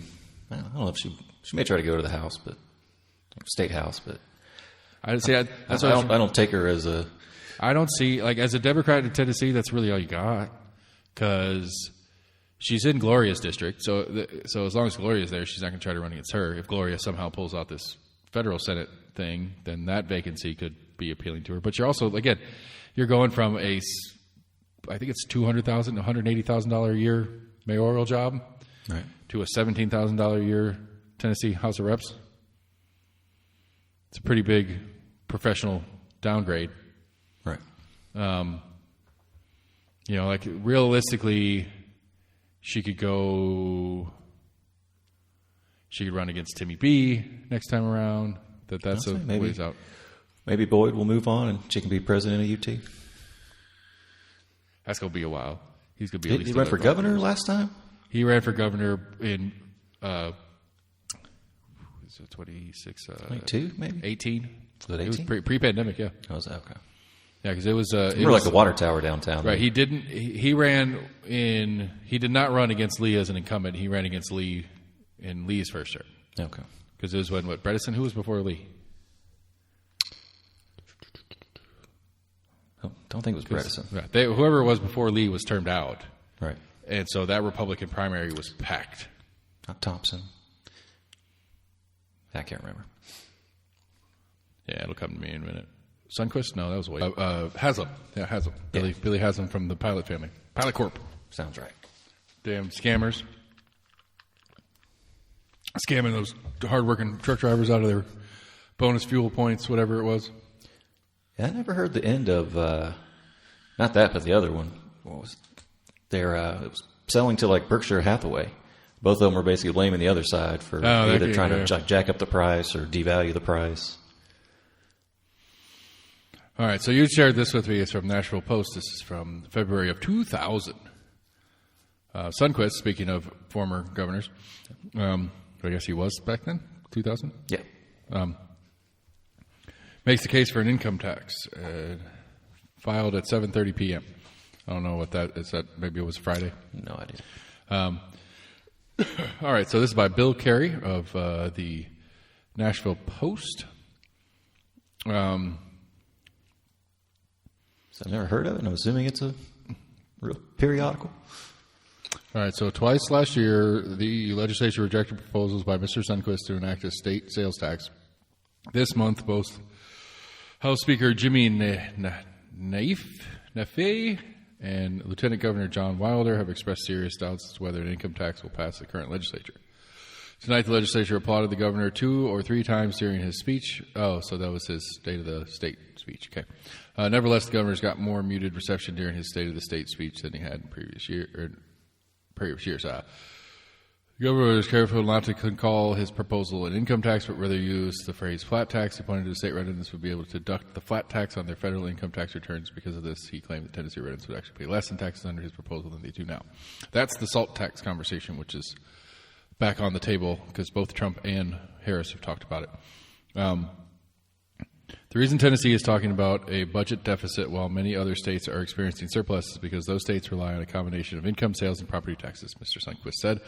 Their tax systems adjust to the economy. Ours does not. Higher education, hard hit by budget cuts in recent years, would get $114 in additional funding under the governor's proposed budget. That doesn't seem like a lot of money. I'm assuming it's supposed to be $1 million or something. Last year, only 18% of Tennessee's best and brightest school seniors applied to our public colleges and universities. Too many choose to take their brain power and promise beyond Tennessee. Mr. Sunquist talked about his proposed $12 million budget increase for new early childhood education development, blah, blah, blah. I thought I had some decent numbers in there, but it was basically like in a lower like 2 or 3 different taxes, but add in like that lower state income tax. I mean, it was lowering sales tax, lowering property tax, lowering a few other ones.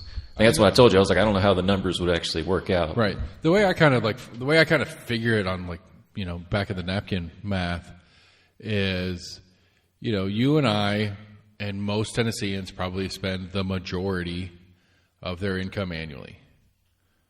Right. And then on top of that, a majority of that majority is probably you spend that in the state.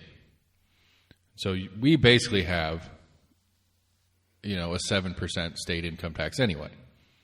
Yeah. Because we spend it. The thing to me, where I kind of lean to liking the sales tax, the way it is that we also get a 7% income tax on portions of people's income from other states when they come to visit or drive through or any of those things. Or even a little bit more so in tourism towns, quote unquote. Right. But at least on the direct sales tax that we currently have at 7% for the state, anybody who spends money in the state of Tennessee pays that 7%. And so if we reduce that number to offset a straight income tax, the total income would still go down. Because let's say we drop that 7% state to a 3% state and then put a 5% state income tax on. Right. I sent this. This was the only thing I could find when Marcia was saying that she helped. Oh, yeah. I figured there was something like that. That's what I was looking for her name as I was scrolling through all the different, just kind of quick reading through it. I couldn't find it. But it sounds like I guess twice the legislature kind of shot it down. Right, and so somewhere between then and now, when Marcia was she voted against it. Right, but not just that. It's somewhere in that, because obviously when he was trying to pitch this, it was not in the state constitution expressly prohibited. It has now been amended in the state constitution and is expressly prohibited. Oh, is it? So if Tennessee were to add a state income tax, it would first have to do a budget or a state constitution amendment. Oh, wow. Which, as we've discussed at length, is at minimum like a 5-year process. And so the only way that flies is that if you have a consistent want for it over a 10-year period, basically, and then you still might not get away with it. Yeah. I think it's a pros and cons thing. I mean, I think realistically, if you get deep down in the numbers, a income tax the way we have, or a sales tax the way we have it is disproportionately affected on lower income people, and lower income people, including me, who I think by state numbers I'm in the upper half of income earners in the state of Tennessee, right. But the tip top of the earners in the state of Tennessee, they don't spend all of their money. They only spend half of their money. And so if you're making $1 million a year and only spending $500,000 a year on going out to eat and toys and whatever it is you do with your money, if you're only spending half of it, you're only getting taxed on half of it. And that's in the hope that they spent half of that income here. Not even counting the ones that leave. Right. Whereas the families that are making $70,000 a year, they're spending $75,000 a year. Right. And that was my kind of big thing on the flat tax. It's like, okay, groceries may be a little more expensive, but like you said, those lower income people, that's more of their budget versus someone that's disproportionately right. They can afford $8 eggs, where $8 eggs is going to hurt somebody else a lot more. It disproportionately affects the lower income of the state. I can see from the guys like, okay, but it's equal for everybody. But at the same time, everyone's paying the same price. At the same time, what the upper income class of people do is they don't show it as income anyway. Yeah, maybe. Whether it's for federal income tax or state income tax, they're going to figure out ways to not show it as income. And so, this is not promotion of, nor appreciation, or even respect for the idea of. It's just the fucking truth. The people on the tip-top end of things will have carve-outs and will figure out ways to manipulate it and not pay the taxes. Right. Yeah, I'll do buy just really expensive artwork. There's a way just to kind of have that money, but not. And so, if your goal is to make it more fair, like quote unquote fair, that someone earning X is paying proportionately the same amount as someone earning Y, whichever one is the high number of those two is never going to pay proportionally the same. Not unless we have some huge rehash and breakdown of the whole tax system. Because they will, that is I make the joke, I've made the reference on here all the time. Like Trump in that one primary, or it was a debate, I think it was one of his debates with Clinton, it was like, she was made something about how he doesn't pay his taxes. He's like, yeah, I know, because I'm smart. I don't have to pay those taxes because I know how to get out of them. Right. And she's like, so you're admitting to cheating on your taxes? He's like, no, I'm admitting and using the loopholes that you guys put in for me to avoid paying the taxes. I didn't really admit to it. I almost made that joke. We were talking earlier about the local guy. I was like, he should have just been like, well, I was being smart. Yeah. Like, hell yeah, I didn't do it. I was smart. But I mean, I paid my taxes late. I was smart, man. And so, while the conversation can sound like it's more reasonable and more fair, unless they have a real way of going after figuring out how to numerically account that in a real way, the Elon Musk or excuse me, maybe let's put it on more like Randy Boyd proportionally doesn't pay as much in taxes in the state of Tennessee as I do. Guarantee it. The Haslam family doesn't pay as much in taxes to the state of Tennessee as I do. Probably I not. guarantee it. Like, it's just very unlikely. They don't take pay, quote, income pay. Right. But for their growth in wealth year in and year out, for the amount of money they have access to, it's not income to them. Therefore, it's not taxable in this way. Now, fundamentally, I disagree with the wealth tax, and that's a separate conversation. The wealth tax conversation that's come up in the last couple of years, I think that's a problem. But and again, none of this is to excuse the bad actors who are avoiding paying them. And the reason I brought up Trump a second ago is when it is more expensive for you to pay your taxes than to hire multiple six-figure accountants to figure out how to avoid paying your taxes. Anybody who has the means is going to pay an accountant to get up to because it's cheaper. Right. Why? Like it is the logical end of a reasonable logical mind to say, right. I can pay you $150,000 a year so that I don't have to pay $200,000 taxes. Okay, let's do it legally. Legally, I can do that. I'm not breaking any laws to do so. Of course, you would do that. Anybody would do that if they had the means. Right. And so until we figure out a way where that isn't the logical way that a reasonable person would go in about doing it, we're always going to have this problem. And that was one of the reasons that the IRS came in trying to ask for more funding, partly because they've been consistently cut through the years. But that was one reason they were trying to ask for more money, just because they know just as well as anyone that the tax system is very complex because we have a complex financial system. Period. But they wanted more money to kind of help forensic auditors, basically, that were able to kind of go through some of these.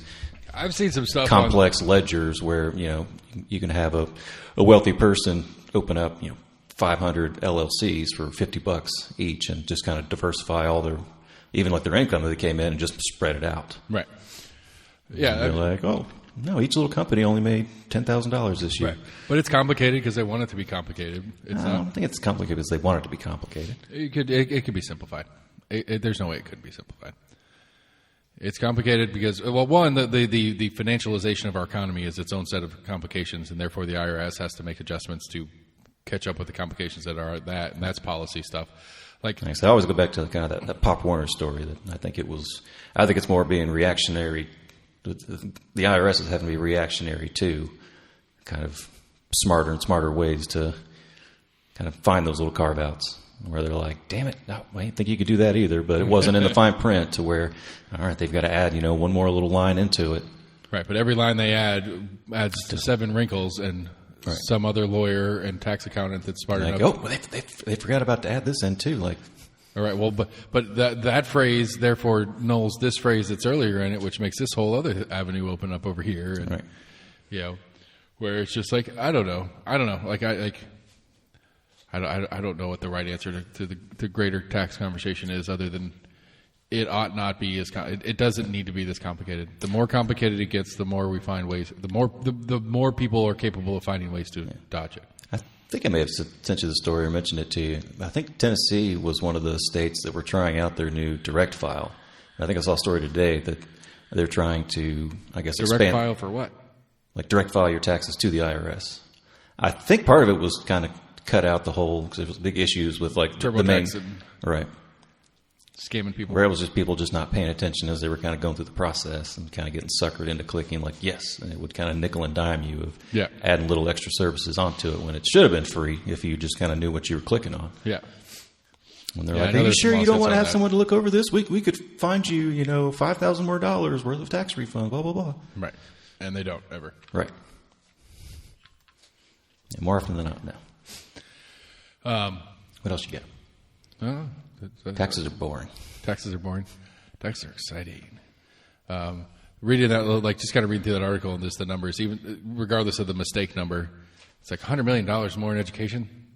Even that's not even an impressive number. Like the 114 that we assume was 114 million more dollars. Oh, yeah. Like even that is not really an impressive number nowadays. 25 years, not even 25 years later. Right. $115 million in the statewide school system. And I guess this was like pre-rainy day fun, because the article kind of mentions that we didn't have a surplus like other states had. Yeah. Yep. That was a thing. Yeah. My major, I think I covered my majors once.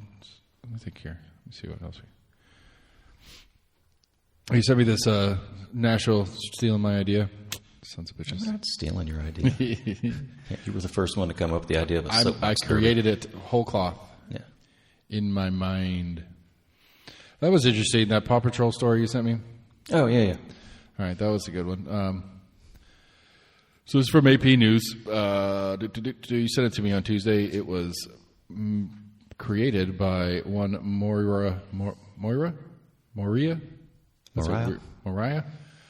Ballinet.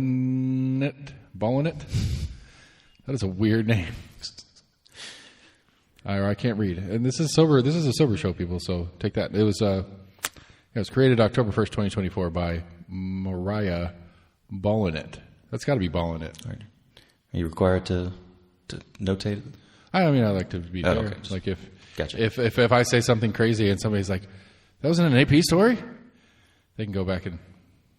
I think it's fair to note it. I don't know if I'm required by law to, but I mean, or maybe I would say the source. Just to protect myself in case I am required to. I might as well take the extra half second. We're commenting on it. We're not reading it word for word. I do read, but a lot of these I end up reading good chunks of them word for word. Virginia, as lawmakers voted on a budget deal in the U.S. Capitol, a different kind of ballot was taking place in the sun-filled Virginia preschool classroom. In a heated primary, the 3- and 4-year-old students in room 14 had narrowed it down to 2 finalists: Chase, the German Shepherd, who wears the police uniform, and Sky, who wears her pink pup pack and is a favorite among the girls in the classroom. So I don't know. Like you said, what was your main takeaways from reading this? I just thought it was interesting that they were, even like 3- and 4-year-olds, the teachers were kind of encouraging the kids to kind of explain, why they were voting for one candidate over another, one cartoon, I guess, over the other. One character in a single cartoon. It's Paw Patrol. Yeah, that's true. Yeah. Paw Patrol's good stuff. It was at least kind of encouraging them to, talk things out with their classmates or your peers, basically. Right. And I like that. I'm down with that. I'm excited about that. You like the police dog? Ah. He's stupid. You're a duty head. Yeah, he's stupid. Cops beat up brown people. Okay. No. I mean, if that's a 4-year-old argument, we could see it play out. But the goal that they're saying is, I quote, "We're here to help develop these children to become better citizens, to be better problem solvers, and better equipped socially and emotionally," says one of the teachers, because once they have a handle on that, I feel like they accomplish and things they do will have a better impact on the world. I mean, I don't know. I do think it's an interesting experiment in teaching kids how voting works. Now, the question I had in reading this is, what are they electing? It's all intended to affirm to children that their thoughts are valuable. Right. And I agree with that, but I think I'm curious. Are we voting for the classroom mascot for the next 2 weeks? I'm curious about that part. I feel like it's probably. I think it's probably something like that, where it's we're going to use either Chase the cop dog or whatever the pink one is as our. I don't think there are any repercussions to this. I think it was just basically trying to give them an example of what happens. Oh, you guys, your parents are talking about voting or whatever. Who do you want to win? And this is how you just. I don't know. I just feel like you could. I think it could be I think it was just who do you like more or whatever. Right, but I think that's just polling versus electing. I don't know. I like the idea of having a little bit of I'm not sure how much 3- and 4-year-olds really grasp the idea of elections. But I think that's you can kind of tell them voting.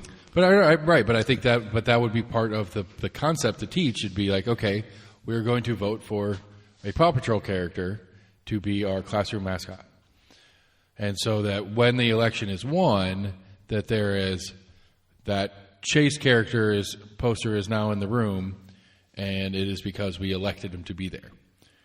Because just as a concept of how elections work and what it does, elections don't work and then you just go on to another election because the election isn't the point. It's who's doing the work is the point in the truth of elections. Where this one would be, you elect who's going to be on the wall, and you could get real complicated and you could have a recall process. I'm just kidding. Relax. I don't know. I think it's neat. I think it's cool. I'm curious if there's any. I'm trying to remember if I saw anywhere in the article if it.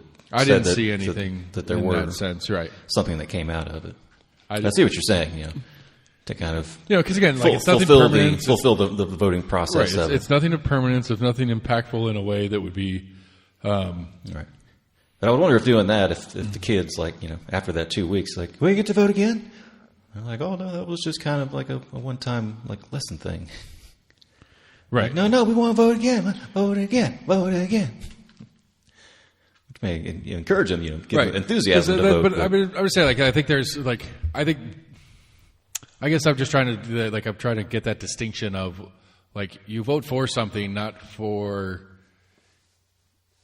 someone, if that makes sense. You're voting for something.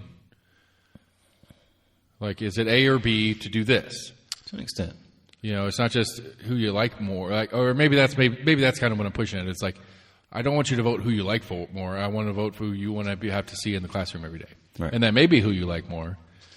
And you should explore the reasons why you like them more. Because I like the cop dog because he protects us from the bad people. That's what one of the kids was quoted as saying, or whatever. And okay, that is a reason to vote for this thing.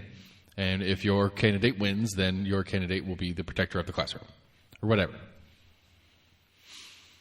Because this guy cracks me up. He always asks me when I'm watching football games, who am I voting for?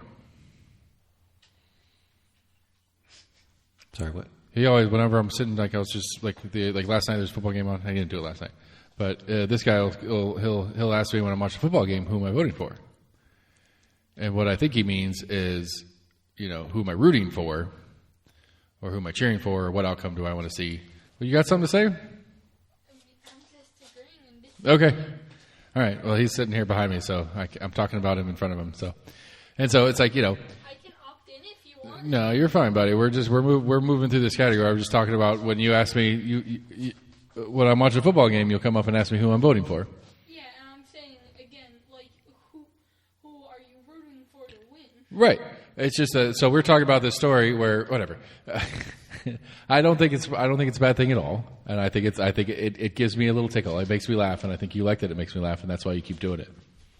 Yeah. I'm waiting for the Oculus to show. Okay. We'll see you in a bit. Love you. And I bring that up, and it's not my kid's super smart. It's not a complaint about his intelligence or anything like that, but it's I think that is somewhere he got a misnomer of what voting is, and that's why he started. I don't think he said it. He said rooting. No, voting. Oh, he thought just then he was saying who you're rooting for. Well, he said that. Right, he just said that. It's yeah, I mean that is kind of like who you're rooting for. Oh, gotcha. And I think that's because the first couple times he did it, I was I didn't vote for it. Okay, I was about to say, if you sit down and watch enough football games, that's not a surprising question. Be who are you rooting for in this game? Yeah, no, voting is the word he used. Gotcha. And I think the first time he did it, I was what do you mean voting for? And so really it's just a vocabulary thing for him at that time because it's not he's not a sports kid, he's not big into sports.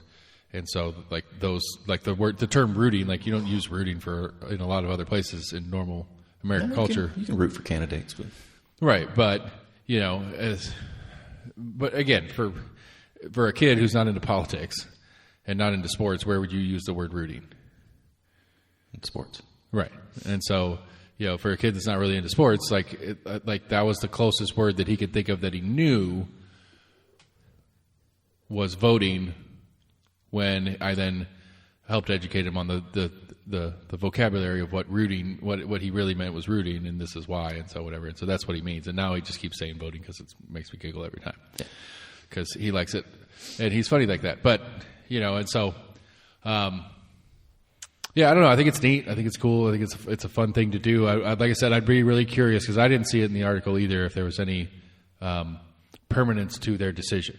Because I think that's one of the things that I think we as adults fail at in our voting process or lack of voting is There's a permanence to there's a. I think some of this was just encouraging kids to have open dialogue with their peers. No, I think that's exactly what the story is talking about. Is that it's all about okay, we're going to keep vote pushing today. for like, well, why didn't they? No, I'm just Why saying didn't they I would like to see that on top of something like this. Not that there's anything wrong with this. I just think that we as a populace fail to really grapple with the permanence of our election decisions. Yeah. Is there still a push to cut Head Start? I thought I'd heard that a little bit. There was kind of a push to Project not do it. 2025 wants to burn all education on the planet, and apparently Trump wrote that thing, so he must agree with it.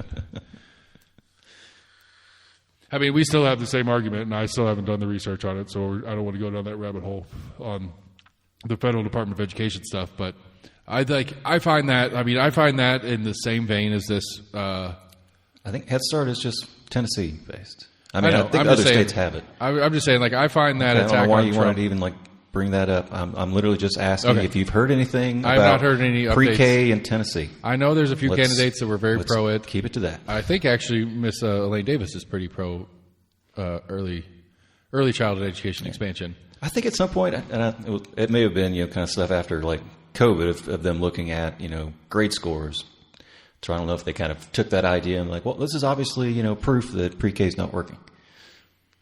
Right, which is obviously not accurate. Right. I mean, that's just it. Like, that's just it in the political BS that is, and it's so funny. Like, it cracks me up because it's like, one of the big hits on Trump is how bad he left the economy. It's like, well, he left the economy in the middle of the fucking pandemic. Anyway, I'm sorry. I didn't mean to go back to national. I'm trying to avoid that. Anyway, other exciting stories that we could talk about. When's regular season hockey start up? Next week. I think Pred's first game is the 10th. Yeah, They've still got 2 more preseason games. One of them was rescheduled. It was supposed to be actually last Friday.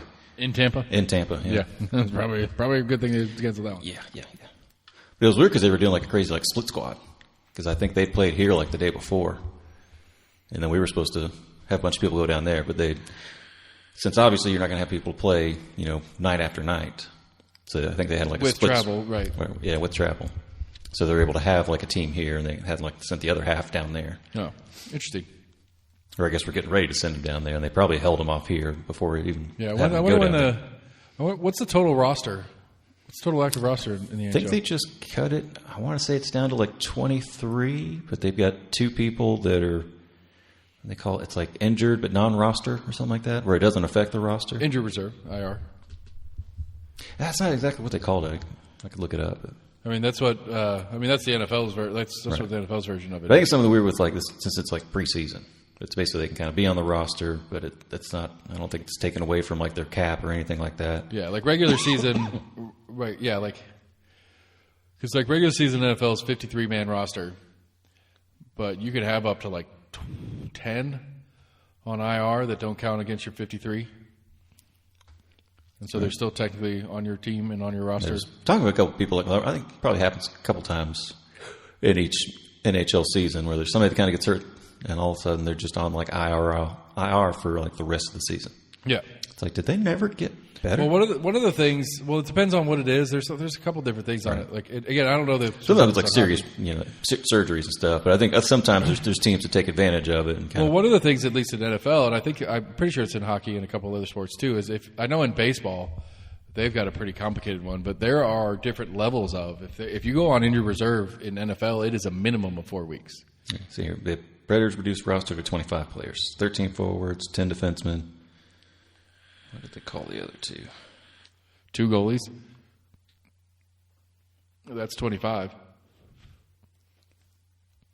Designated as non-roster. Yeah. I think that's the 2 guys that are injured right now. I guess they just say it non-roster. Non-roster. Yeah. So they're still on salary and they're still under contract with their team, but they are non-rostered. I wonder if it kind of puts them in a holding pattern because they're at the point now where they're assigning people either like to their minors or to the AHL. Yeah, that's what I love hockey. I'm just not as in as deep as you are on it. I am as deep in football. Like football, like preseason, you're allowed to start with like an 80-man roster, I don't know a lot of the rules. And by the last week of preseason in football, you have to cut your 80 down to 53, and there's like 3 cut points in that 4-week period, and so it's like 80, 65, 68, 53 by the last preseason game. NHL does that as well as far as preseason. Yeah. They'll start with a much bigger, like training camp, they'll have, I don't know, like 50 or 60. Right. Because I think it's one of those, they want to make sure that I think it's an attempt to protect players from getting rostered and held on rosters that don't have any intent to keep them, just to keep them from going to other teams and stuff like that. Because, why wouldn't you hold as many as you can? Because if they're in your control, they can't play for your opponent. And so I know that's one of the NFL things is they want to give as much time as possible for guys that get off a roster to have time to get on somebody else's roster. Right. That's what the I think Packers for that, did. you would have to be already on waivers for someone to even be able to pick you up. No, once you're cut from the roster, you're cut from the roster. In preseason, in football at least. I don't know about hockey, but in football at least, because Malik Willis, who was...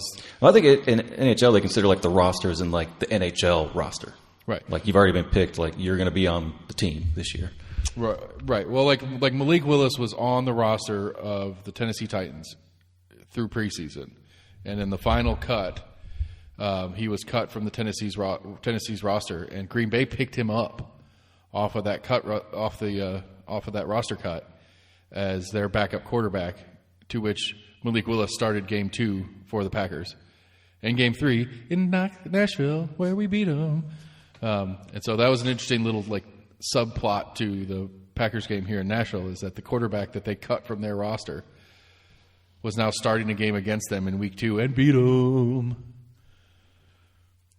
But that was a fun trip. That was a good time. I don't know. I still I am suffering. I still love my hockey, but I'm suffering from the season length. It's such a long season, and it seems like it gets I like longer. that it's that long. I like 2 games a week. So I didn't like waiting for after Preds got knocked out of the playoffs. I really didn't watch too much of the playoffs after that. I did get into the final. The final was good. Yeah. I don't. I mean, I'm the same way. I will still watch playoff football. I just am not as invested in making sure I will. Nope, I'm not going there. I'm not doing that thing. Nope, I'm not. We're not going out tonight. I'm going to watch this football game because my Packers are playing in the playoffs. And that's one thing I kind of like about the length and that many games in the NHL season as well. Is I don't feel so bad that I miss a game. But yeah, NFL was 13 games in a season. 14? No, it was 16. 16. Okay. Talking about but still compared to 80 to 82 or something like that. Yeah, it's a lot. College is the worst. College football is the worst in the every game matters immensely. Yeah. Well, it's a little less worse. Did you watch that Georgia-Alabama game? Caught a little bit of the end of it.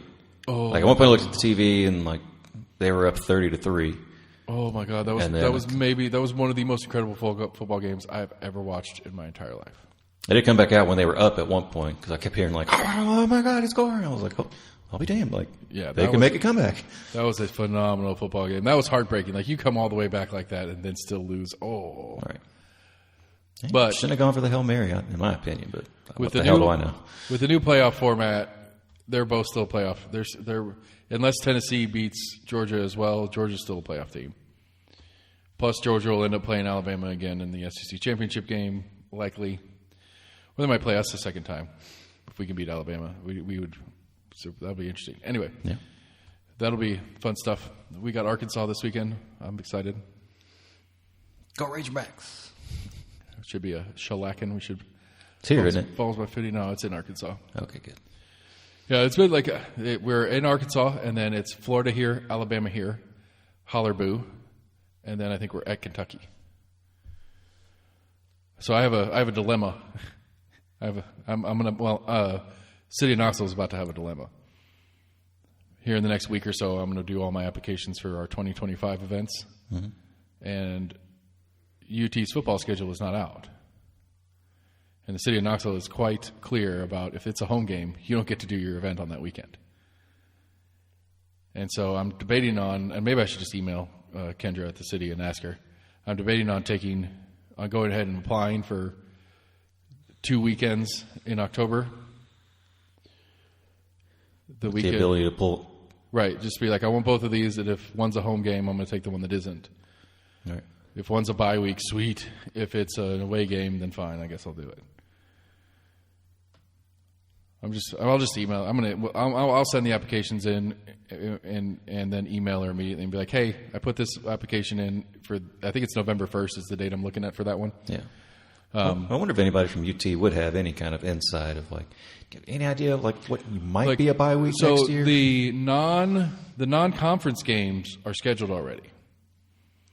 And so you can go look it up right now. I can go Google it right now, and we know who we're playing and whether it's home or away, right? And the dates of those games. But we know the 8 SEC teams we will play that year. Just not when and in what order, right? Not when and where. All that'll break out. I guess they do that at media week over the summer, so it's a late release on those things. So we just I gotta keep being nice and making sure I have friends at the special events in the city, so that they'll work with me with whatever whatever UT does. Helps to know friends. Yeah, maybe maybe since I'm such a successful event coordinator that when Tennessee Athletics is at the SEC working out the schedule with the other schools and stuff like that, they'll be like, hey, we can't have a home game that weekend. We prefer a bye, but it has to be away that weekend. There's a big thing going on downtown. We can't step on that. There's this huge event that we can't interfere with. Right. That may be my new goal in life, is to be so big that the University Athletic Department cares what I'm doing. Mr. Barber, is this going to be okay with you? We can move some games around for you if you want. Exactly. That's it. You got it. We can do homecoming that week and kind of coincide with you guys because there'll be that many more fans in town. Yes, excellent. Well, I mean, honestly, what we really need is KPD to get their hiring up so that they have a full roster of cops, and then that's number 1A in the issue. Yeah. KPD's 55, 65 officers short of their goal. Wow. Which I don't know what to say. I do want to say that. I don't know. So one of the things that we're doing the scheduling and stuff is he wants to get me officers on, and it's I've got one guy who's working the entire day. And so it's I know you got truck drivers have what's truck drivers rules? How long are you allowed to be on the road? They changed recently, yeah. Yeah, it's you can be on the road, you can be in the rig for 12 hours, but you can only have take a break. You take a break for at least 6 hours, in between or something. Right, but you can only be on the road of that 12 hours driving. You can only be actually driving for 10 of them. You have to set aside certain times to rest and take a break and blah blah blah. They're very strict about their rules of driving a 18-wheeler down the interstate. Yeah. There doesn't seem to be any real restrictions to an officer's ability to moonlight regardless of his schedule. That's true. You see a lot of ER doctors that pull crazy shifts like that too. Which I think so. I that's one of the things I remember hearing some stories. It's good and dangerous at the same time. Right. Yeah. I've heard some talks about that where they're trying. There's been conversation about changing that and making that. Yeah, because some of it's when you're residents were kind of having 36-hour shifts and all sorts of crazy shit. Right. And it's these people are trying to learn at the same time and super sleep deprived. Right. And they could be fucking some shit up, but they're also may or may not be retaining everything just because they're so sleep deprived. Right. But in that 36-hour period, they're going to see a lot of things that are really useful. Did I dream that training, or was that? Is this the right way to do it, or was that a dream? Right. Yeah, I don't know. It was a thought that crossed our mind. I'm not complaining about it. I'm not saying it should or shouldn't be anything. It was just a thought that crossed our mind. It's that we as a society have deemed it important enough for a truck driver to have a very rigid ability for how long he's allowed to spend time on the road, because it's dangerous if he's driving for 14 hours straight or something crazy like that. We agree as a society that's a thing, but we don't have restrictions in place for how long a police officer could be working continuously. Yeah. And I could be wrong on it. There could be some sort of... like you said, if it's even moonlighting, doing private work, I don't know if the police department could say anything until it was actually affecting... I mean, if he was having I got to come in late because I'm still finishing, a concert that I was working. Yeah, if it's moonlight, I don't know, because they're not because to me they're not moonlighting in this capacity. I was just saying that. Right. I know, but I'm just saying in the capacity that I am required by the city. Right, they're still working for the city, right? So I thought you were talking a little bit more about moonlighting as well, of if them doing private security after their shift. Right, but they've changed the rules on that. They cannot do security privately on their own anymore. It had there's a Even like out of uniform or anything like that? I don't. I mean, know. obviously not in uniform. I don't know. Well, not obviously, because it used to be they could go in uniform privately. Like they could walk up to me as a bar owner and be like, "Hey, you need somebody to work the door on Friday nights?" I'd be like, "Yeah, I could use those." They could work it in uniform. Huh. That's changed. That's changed. I know they can like wear their uniform, when they're driving home and stuff. I think it's obviously they're not going to make them change just to like drive home, but I'm not 100% on the details of how this all breaks out. I Right. don't know that they. My understanding of it is they're not allowed to work in a security capacity without going through what's called the officer track system. It's this online portal thing where I go and request a hire for whatever reason. okay. And I like the idea of it because it goes into a third party. The brass gets to know what's going on. They can see what people are working, but they don't get to KPD doesn't handle the money. The officer himself doesn't handle the money. It is literally I pay this company, that company pays that guy, and so there's third parties doing the scheduling right. as There's well. a straight line through, and there's no like I gave you, I gave you $50, I gave you $100, I gave you $20. Keep giving you all like the really easy things. Like here's a bunch of birthday parties you can go work. Right, and sneaking, right, and then sort of bribing. You get the biker rally. Right. And the very easy, like the very wide opening for bribery and stuff like that they could play off if I'm literally handing an officer $100 bills, $200 bills to do some work for me. Right. And so that's they put this thing in place to cut that out. So again, my understanding of it, and I don't know this for a fact, but my understanding of it is that they are not allowed to work. If they're going to work in any sort of security capacity, it has to be through that system. But again, I don't think there's any restrictions on, because I know I've got a couple guys that are coming off of shift and immediately coming to the event to work the event. Yeah. So I think they do 12-hour shifts, and then they're coming to work for me for 6 more hours. And so the late portion of the event, which is the most likely time for anything really to pop off, I'm going to have guys on their 17th, 18th hour of the day. I don't know. I'm not saying yes or no. I've worked 20-hour days in my life and done well all day long. Don't get me wrong. But it just kind of tweaked my little, pinged my brain there. At the same time, they'll have to be vigilant, but they're also, not having, I guess, respond to as many calls or whatever. Like for the most part, they're going to be kind of just standing around watching. Yeah, they're just hanging out talking to each other. That's all they did for the last one. Yeah. We only had one even remote incident, and it was more of a EMS incident than it was them. Like we didn't have it. It was some lady tripped over the curb and face planted in the middle of the street. Damn. And it's just a little tipsy and tripped and fell. Like she wasn't hurt real bad, but she was a little disoriented and freaked out. And everybody, because by the time she rolls over and gets up, there's like 15 people around her. 10 of them are in uniform, and she's in the middle of a road. What happened? The road is closed, but oh God! And so they got her cleaned up, and somebody came and picked her up and took her home. All was good. Like everything's fine. It's a great day. We're going to do it again. It's going to be awesome. Let's get weird, buddy.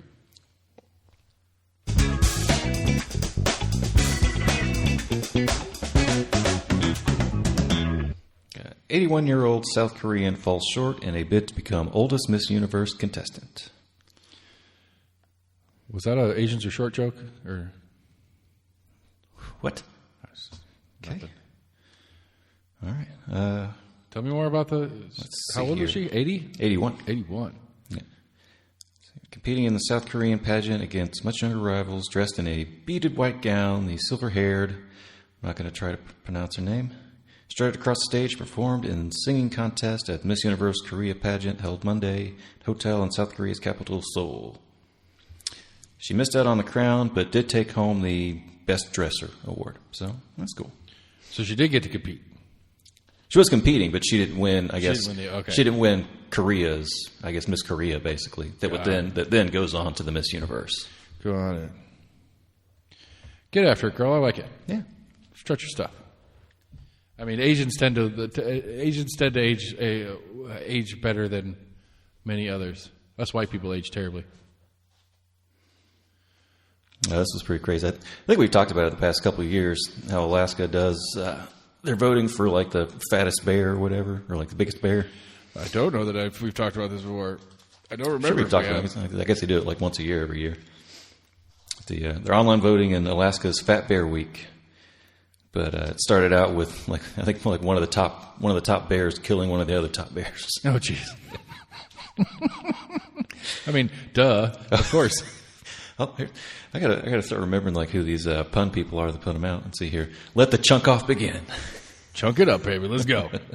Give me the goods. Let's count. Voting started Wednesday in the annual Fat Bear Week. I think it may have just started out with one. Contest in Alaska's Katami National Park and Preserve, with viewers picking their favorite among a dozen brown bears fattened up to survive the winter. The contest, which is in its 10th year, celebrates the resiliency of the 2,200-pound brown bear that live in the preserve on Alaska on the Alaska Peninsula, which extends from southwest state, blah, blah, blah. Try to hurdle. Let's see here. Bear's death. No, it delays the contest. Organizer introduced this year's contest on Tuesday, a day late because one anticipated participant, a female known as Bear 402, was killed by a male bear during a fight on Monday. Cameras set up in the park to live stream footage of the bears all summer captured the killing. Oh, shit. As they also captured a male bear killing a cub that's slipped over the waterfall in late July. That's not uncommon in the bear community. No. Slipping over waterfalls and or adult males eating cubs. That's not uncommon. That is especially if it's not your lineage. Yeah. Well, they don't know. That's one of the things about bear mating is the males don't know. They don't have any contact.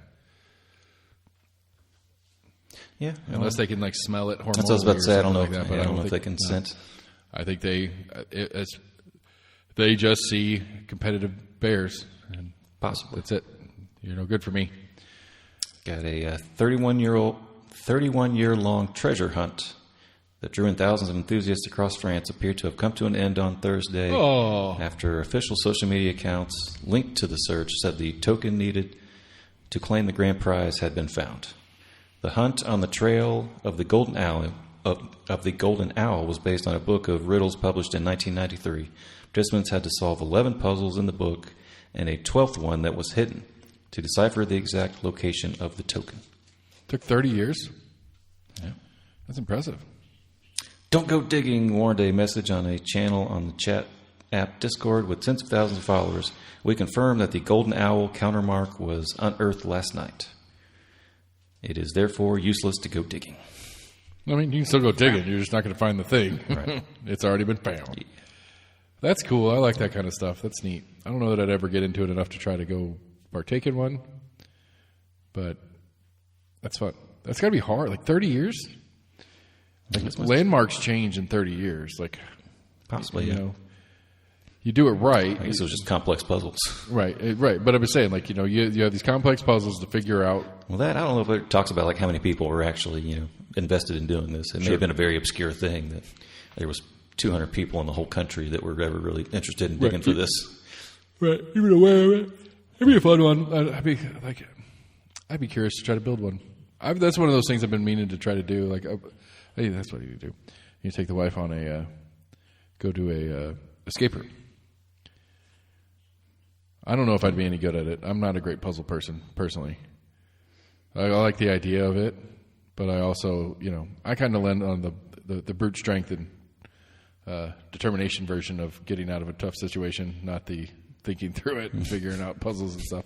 Hey, can I just kick the door down? Does that count as a win? Might get you through. Yeah. Depends how good their door is. So, on violently destroying private property. That's a show, everybody. I mean, I wouldn't really kick the door down unless I was scared enough to Oscar Pistorius style. I'm just saying, if I was afraid that they were actually trying to kidnap me and keep me in the room forever. Okay, then I might try to kick the door down, but not for the sake of the game. Anyway, almost agreement at gmail.com, on Facebook, on Twitter, on YouTube. Go to the website, almostagreement.com. Hollerboo 24 is coming up super fast. We still have a little bit of time to get some more Derby drivers registered. If you want to get your Derby car built real quick and join us, it's going to be a really good time. It's just for fun. I'm working on building a trophy right now that's going to be super cool. But go to hollerboo.com and check that out.